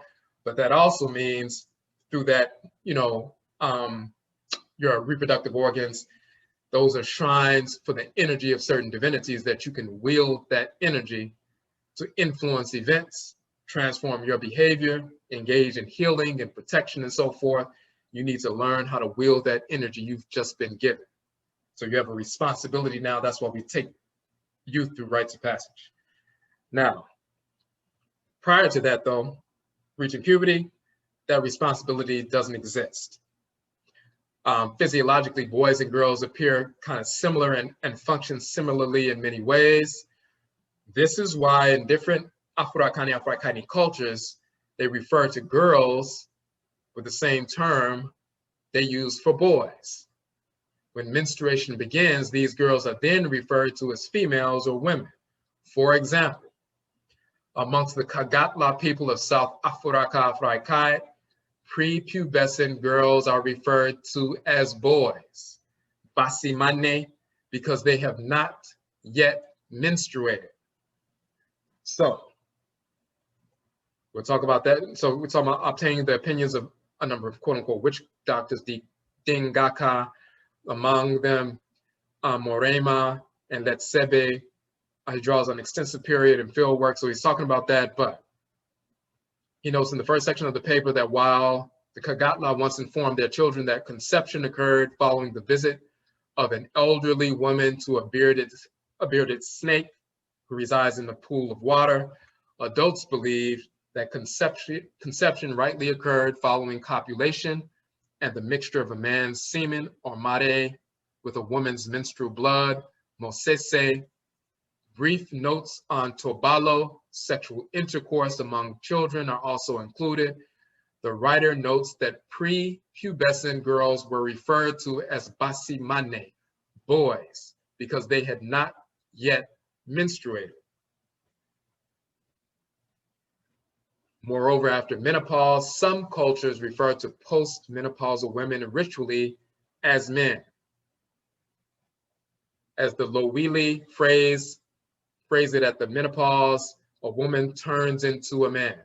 She can no longer perform the main task of women bearing children, and so is in a sense of sexual, as Goody states, authority, ritual, and otherwise is normally vested in men. Within the general category of women is those past menopause who most nearly approach the male. Now they're editorializing. What's really happening is when women go past, post-menopause and so forth, they're no longer bringing children into the world. What has happened is during those 400 plus menstrual cycles that they have had, and a few of those 400 menstrual cycles from the time they were like 15 to the time they were like 45 or 50 or whatever, a few of them, they actually brought children into the world. But most of those 400 cycles, they didn't. They had a period, the egg passed out of their body, but those hundreds of thousands of eggs that women have are over, ancestral spirits are connected to them. So when they pass an egg through the body, most times they're not bringing a person into the world, but sometimes they're bringing an ancestral spirit that's connected to that egg into the domicile, and that becomes a protective spirit in that domicile. And the women will bring more than one of them into the domicile over the course of the, 30 plus years that they are having their period. So by the time they reach 45, 46, 47, and so forth, and they reach menopause, they have not only birthed a few children into the world who've grown up to be adults, they've also birthed a number of ancestral spirits into their domicile, and they have influence over a team of ancestral spirits, and they can wield influence over those spirits that they birthed into the world. So they have, when they talk about vested ritual power and authority, these women have power over these spirits and have influence and so forth. And this is where you get the notion of abayifo and, witches and so forth, because they have this power over these spirits and so forth. Now, but they no longer give birth, so they're similar to males in that context. So, and before that, the female girls who have not reached puberty yet are seen as boys and called basimane, boys.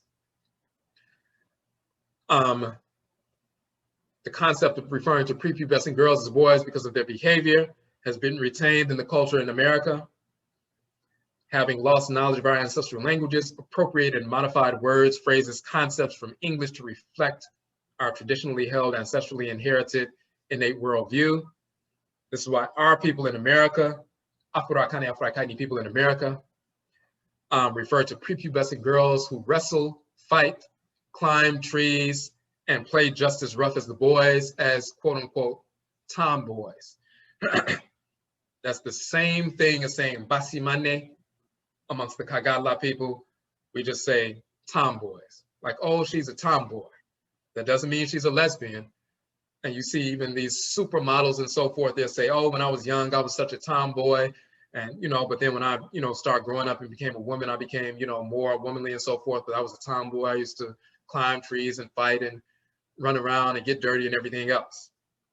Some people, children of Sekhmet, warriors, goddesses, or Wachet and so forth, they're more athletic and tomboyish. You have other ones who are children of Heteru and so forth. They're more prissy and, want to look in the mirror and things like that and be cute and all that kind of thing. But that's the spectrum of, feminine energy, but it has nothing to do with dissexuality, homosexuality. So, so that masculine terminology, it carries the same connotation of the traditional, as we said, basimane and so forth. They have not yet menstruated. Once they reach puberty, the tomboys reach puberty and their bodies begin to change, breast development, shape of the pelvis, menstruation. The term tomboy is dropped and young lady or other terms designed to promote femininity are used. This shift in terminology towards a clear focus on gender identity and proper functioning in society after the onset of menarche has ancestral roots for our people in America as well. And then we talk about female circumcision or excision in Afuraka, Afuraitkaitnut, clearly delineating gender roles. You'll find there's evidence to it on the sarcophagus of Set-Hej-Hotep in the Egyptian Museum, dating back to Egypt's Middle Kingdom. And then you see the Greek geographer Strabo wrote of it after visiting Kemet around 25 BCE. This is one of the customs most zealously pursued by them, the Egyptians, to raise every child that is born and to circumcise the males and excise the females. Now, the Egyptians, by the custom of their country, circumcised the marriageable youth and made in the 14th year of their age, when the male begins to get seed and the female to have a menstrual flow. An inscription on the sarcophagus of Sit Hetep, but if a man wants to know how to live, he should recite it, a magical spell every day, after his flesh has been rubbed with the bawd, an unknown substance of an uncircumcised girl and the flakes of skin of an uncircumcised bald man. They're talking about when you take the blood of an ancestor and ancestress or elder or eldress and so forth, talking about blood, oaths and so forth. But when you, for example, if you pierce the ear, you're plunging something through the body. And there's blood that occurs. We have scarification rites where we cut, sacred symbols into the skin. Of course, blood manifests there and so forth. When you have other kinds of piercings in the body, certain groups do the piercings and certain groups don't. Certain groups do the scarification, the scarification, and some groups don't. Akhan people don't do the scarification. Yoruba people do scarification and so forth. But the key is you're taking blood. You're taking blood, which carries the life force energy from the male organ, blood that's coming from the life force energy connected to the female organ and so forth. And you're not doing this thing that the Arabs do where they're removing the lips of the vulva and sewing up the person. That's insane. That's that genital mutilation, female genital mutilation. And the whites in our spring try to make that representative of what our people were doing. The only people on the continent who do that are those who were influenced by the Arabs, by the whites in our spring. But for us, we're talking about skin, talking about blood and so forth, and extracting blood and some skin from the area of that shrine, that sacred shrine of the divinity in the female as well as the male, taking blood and skin from those areas, and you're utilizing that ritually and so forth that's connected to certain divinities. But you're not doing this insane, surgeries on people. And so that's what we're talking about in this portion right here. But we're talking about this notion, for example, the Dogon of Mali, they have excision, female circumcision, as well as male, to clearly delineate physically and spiritually, to move people physically and ground them physically and spiritually in their gender identity. This is why we had excision and circumcision, male and female circumcision. But once again, it's dealing with skin, a small piece of skin and blood, and not these ridiculous surgeries. Now,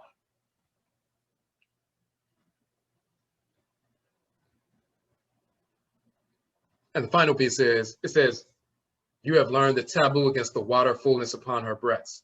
This is the part, so the reason why they use the F as he throughout the text for a prepubescent girl, a hemet kart, a prepubescent girl, is because, once again, like the Kagatla people in South Africa, or in America, when they say tomboys or basimani for boys, as long as they're prepubescent, they refer to them as he, because they're similar, but once they go through the adolescent process, the puberty process and so forth, then they utilize the feminine terminology. Now, here's a concept that many people are unaware of. Breast ironing, also known as breast flattening, is the pounding and massaging of a pubescent girl's breasts using hard or heated objects to try to make them stop developing or disappear. It is typically carried out by the girl's mother, who will say she is trying to protect the girl from sexual harassment and rape, to prevent early pregnancy that would tarnish the family name, or allow the girl to pursue education rather than being forced into early marriage. It is mostly practiced in parts of Cameroon, where boys and men may think that girls whose breasts have begun to grow are ready for sex.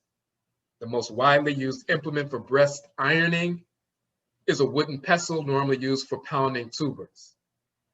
Other tools used include leaves, bananas, coconut shells, grinding stones, ladles, spatulas, and so forth.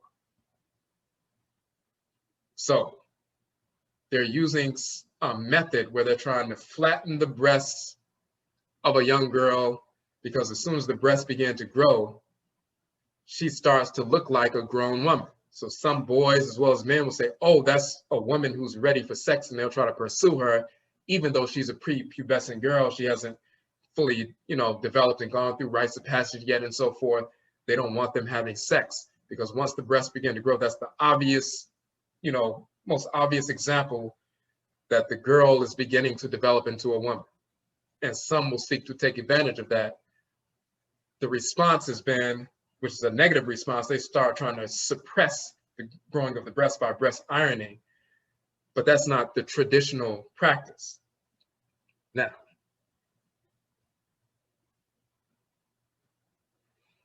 so what we say here is because breast development precedes the first menstrual cycle, so meaning the breast begins to grow even before the first menstrual cycle, it's an onset, like, okay, the menstrual cycle is about to come because the breasts are beginning to grow. But she's not a woman yet, but the breasts are beginning to grow. Young men who attempt to have sex with girls who they believe are women based on breast development risk violating a major taboo, having sex with a prepubescent girl, which is again akin to statutory rape and or pedophilia. There are severe consequences, including banishing or even killing the individual who did that. They violate the woman, they kill them and so forth. So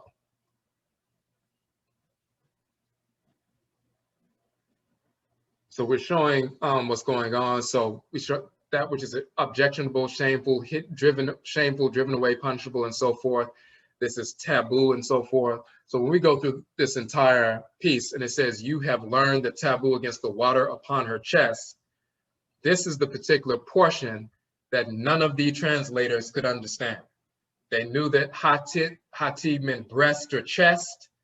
It says his chest, but it says fullness of her breast or water upon her chest. They couldn't understand what is the taboo of the fullness of the breast of the water upon the chest. The text says, you've learned the taboo against the water, mu, upon the chest. They never knew what the water upon the chest meant. That which within her body will not be cooled. So let's go back to the original full rendering. The text actually says, do not copulate with a prepubescent girl. We know that's taboo. That's rape, that's pedophilia. You have learned the taboo against the water upon her chest, meaning the fullness of her breast, meaning just because the breasts are beginning to get full, that doesn't mean, number one, she's already started her menstrual cycle, because the breasts began to get full before that. And then even so, once she goes through her first menstrual cycle, then she goes through womanhood training. So even when she's going through that, just because her breasts are full doesn't mean that she's a woman yet. So if you violate her then, you could actually be killed or exiled for violating the taboo against the fullness of the breast of the waters upon the chest. Now, it says if you violate that taboo, that which is within her body will not be cooled, meaning she will become hot with lust, and she will therefore not hide the taboo behavior. She will cool down only after she has injured her heart conscience after having suffered from violating the taboo. Now, if anybody who's worked in child welfare, therapeutic foster care, human services and so forth, if a child is, violated, one of the responses for someone who is raped, violated, molested, and so forth, sometimes you'll find that they become promiscuous because they're trying to take control of their sexuality. That's the way for them to try to compensate for somebody having control of their body. Now they're becoming promiscuous to try to say, I'm in control of my own body. This is going back to ancient times. They're saying if you violate a prepubescent girl because you violated about the taboo about the waters upon the chest or the fullness of the breast, that doesn't mean she's ready to copulate. And that doesn't mean even if she's gone through her first menstrual cycle, she still has to go through womanhood training. Yet you're trying to violate her before that. That's a major violation. You might be killed. The community might kill you. You may get exiled. You may be beat down and exiled and killed and so forth. We're not allowing that. And one of the reasons for that is This is how she's going to suffer. She'll suffer physically. She won't be cool, but you'll develop an artificial lust within her. She won't be able to hide the taboo behavior. She'll become promiscuous and so forth. She'll cool down only after she has injured her own heart or conscience, because when she engages in that kind of behavior, negatively, promiscuous behavior and so forth, she suffers internally because she knows it's self-destructive. She's suffering from violating the taboo and so forth. Now, all of that cosmology is tied in. Now we read what the cracker says and how the cracker translates the text. The cracker translates it as, do not copulate with a woman, boy, for you know that what is generally opposed will be a necessity to his heart, and that which is in his body will not be calmed. Let him not spend the night doing what is opposed, in order that he may be calm after he has quenched his desire. Then another cracker, translates it as, let him not spend the night doing what is opposed. He shall be cool after destroying, renouncing his desire. And then the perverse cracker says, Ptah Hetep argues that the nocturnal activities of a woman boy will bring him no lasting relief. Nuk refers to penetration, and Hemet refers to a male who is open to taking the womanly role, although his social status is unclear. In many cultures, women and boys were interchangeable as sexual objects. Parkinson notes that although same-sex penetration is condemned here, it is the passive partner who is demeaned and not the active partner, who has not departed from his appropriate active sexual role. It is assumed elsewhere in these maxims, 21st, 37, that the pupil or audience will marry. So the aim of this prohibition is probably to safeguard the morality of the youth. Still, a certain reticence is displayed here towards the active role. Any gay person reading this maxim would immediately know that it is written by a heterosexual male, not someone who knows how strong homosexual desire can be and how futile the call for abstinence may also be. So a perverted cracker is trying to say, this is just talking about, well, don't violate the male boy, right away. You need to wait till they get a little bit older, and then you all can engage in that, because it may cause a few problems. But the woman boy is just talking about an effeminate male.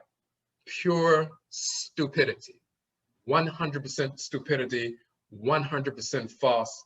It's the perversity of the whites and their offspring.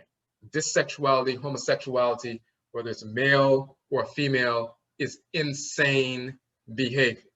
We've always understood that. We've always known that. The whites and their offspring know that, but they seek to impute that into our culture because they want to destroy the fabric of our culture.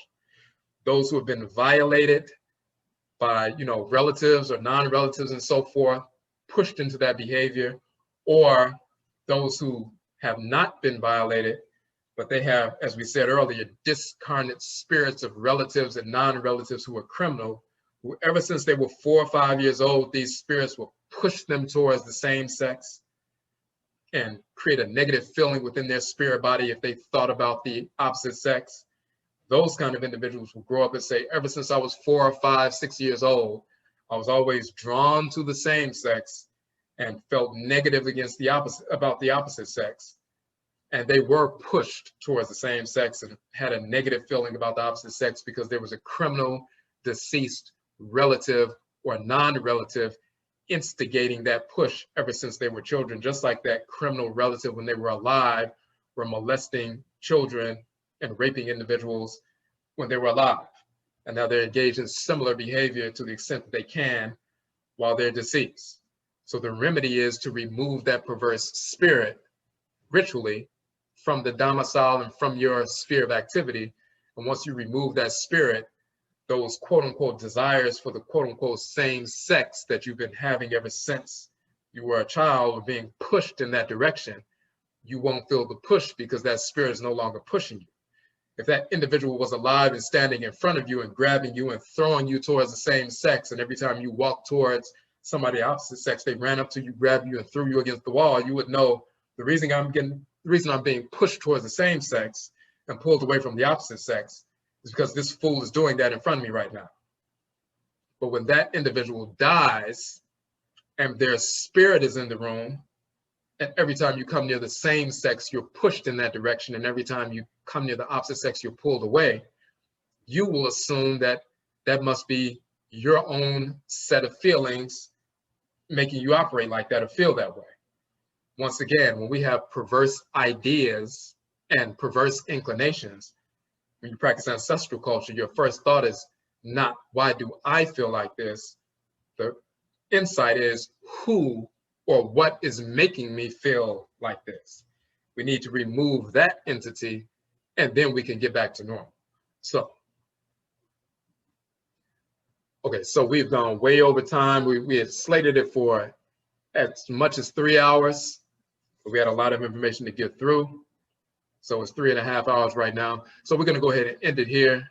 You can read the KOKOBO book, you know, on the website. One thing I do wanna mention, and let me know if you can see this in the chat room. Can you see the page in the chat room right now, or the link on the website?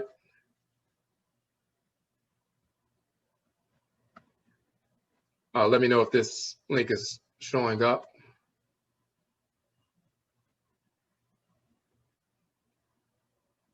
And it's the web page for the Akhan page. Can you see that? Just somebody in the chat room, let me know if you can see it.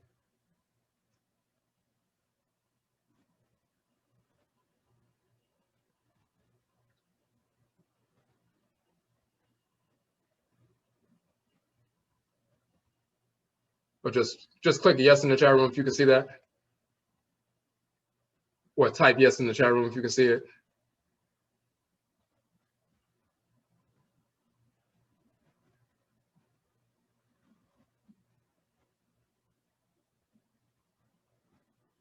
Hold on 1 second. Okay. Okay, so this is our,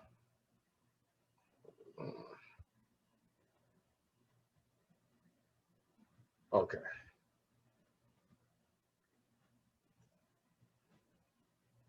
So this is our page. We just posted this. So right now we have 21 online courses that we've already archived. So if you would like to take any one of these 21 online courses, they are 50% off. So normally our 6-week courses are $30. Online version where you can download all 6 weeks, or you can, you know, access the codes for all 6 weeks and watch them whenever you want to. 6-week courses are $15, and then the 4-week courses are $10. So for example, Hoodoo Part 4 is a 4-week course, so that's $10. If you want to see that one, you can, you know, for $10, then we send you the links and passwords so you can watch those, you know, the 4 weeks worth of class sessions whenever you want to. It's indefinite, there's no time limit on that. The Anidaho course, for example, is 6 weeks. If you didn't take that course and you wanted to get the archives, instead of $30, it's $15. Then we send you the links and passwords for all 6 weeks of videos and so forth. So we have like 17 6-week courses and 16 6-week courses and 5, you know, 4-week courses. So it's 21 courses altogether. And you can take those, you know, whenever you want to. So we've been doing these online courses since last year. And we also have a couple of other things coming up. So we have our new Oberima Afurakani manhood course, 13-week session where we're going to go through 14 of our books, including the manhood book. So that 13-week course begins on Tuesday, Benada, December 22nd. So of course, this is for Afurakani men, young adults, as well as men, you know, young and old and so forth. And we'll be going through that. It's every Benada, 8 p.m. Eastern Standard Time for 13 weeks. And we're going to go through a number of our books, including the manhood book. And the other piece is coming up in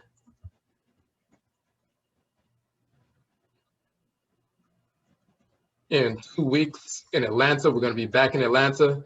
So if you're in the Atlanta area or you want to travel just for this event, myself and Wakili Oyinola, and some of you have seen Wakili, we did the Etchy Sign Conference online this year back in March. Well, for us it's last year, but back in March, we did the Etchy Sign Conference. We're going to be together again in Atlanta on December 19th for the KOKOBO workshops. She'll be dealing with the medicine bag, mineral medicine, chakra laboratory. So she deals with holistic health, mineral medicine. I'll be dealing with the Honam Su spiritual anatomy and divination. Included in the $30 registration fee is both workshops, a vegan lunch, and a copy of the softcover book, our book on Sankofa, Tahuti Sankofa Fa Nifa. So both workshops, vegan lunch and the book, you get that for $30. That is December 19th. If you would like to attend, there will be no tickets sold at the door on the day of the event. You must register prior to the event in order to attend. So if you would like to attend that event, go to our website, the KOKOBO page on our website and so forth. We also have it posted on Facebook and Instagram and all of that, and you can check that out. If you're in that area, if you would like to travel, some people travel to those areas. But also check out the 21 courses that we have archived. We just posted that information, just updated that. So, and we appreciate that. So.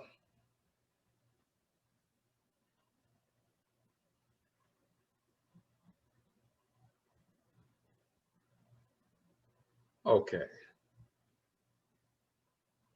And there was a question, do you invoke an Abosom if you broke one of their laws? If you stole something, do you skip the deity whose law that is?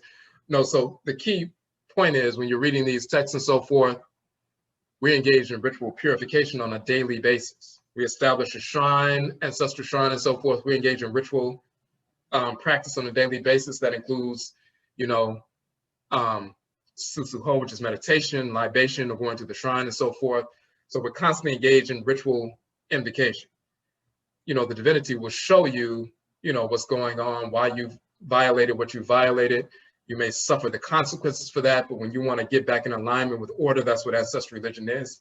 The ritual incorporation of divine law and the ritual restoration of divine balance. Okay, there was another question.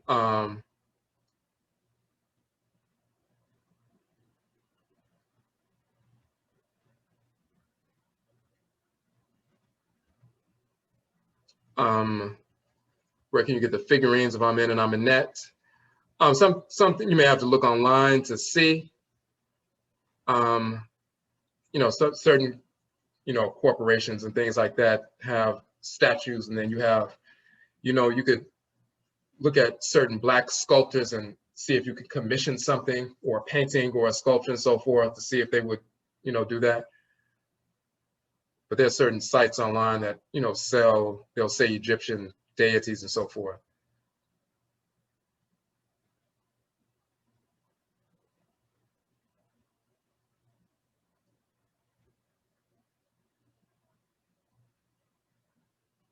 Okay, there was a question, a hand up. If you had a hand up real quick before we.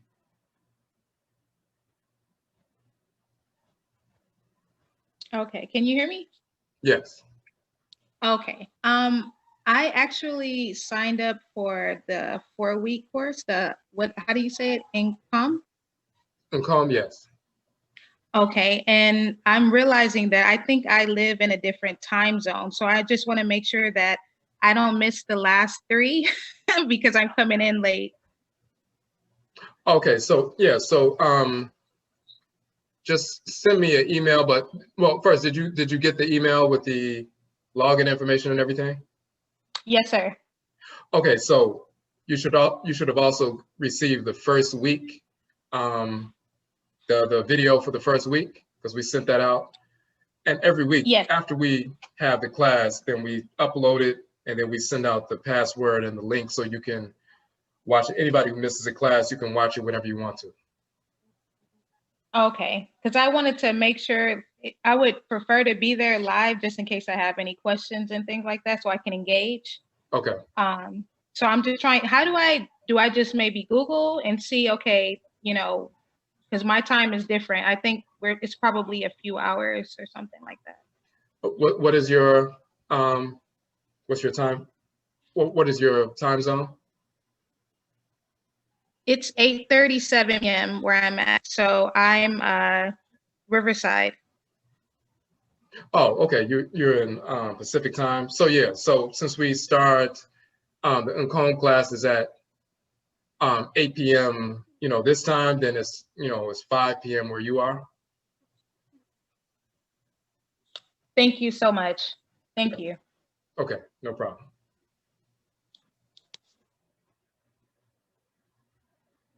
Okay. Oh, and there's one other piece that we wanted to mention right before we go.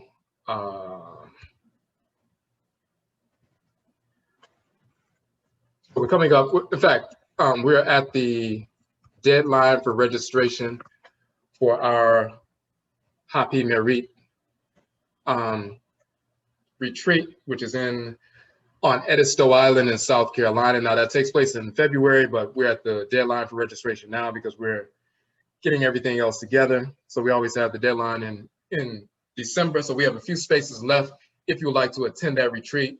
And just look through the flyer and so forth. You'll see the information about, it's a weekend retreat. We're dealing with culture, ritual and so forth.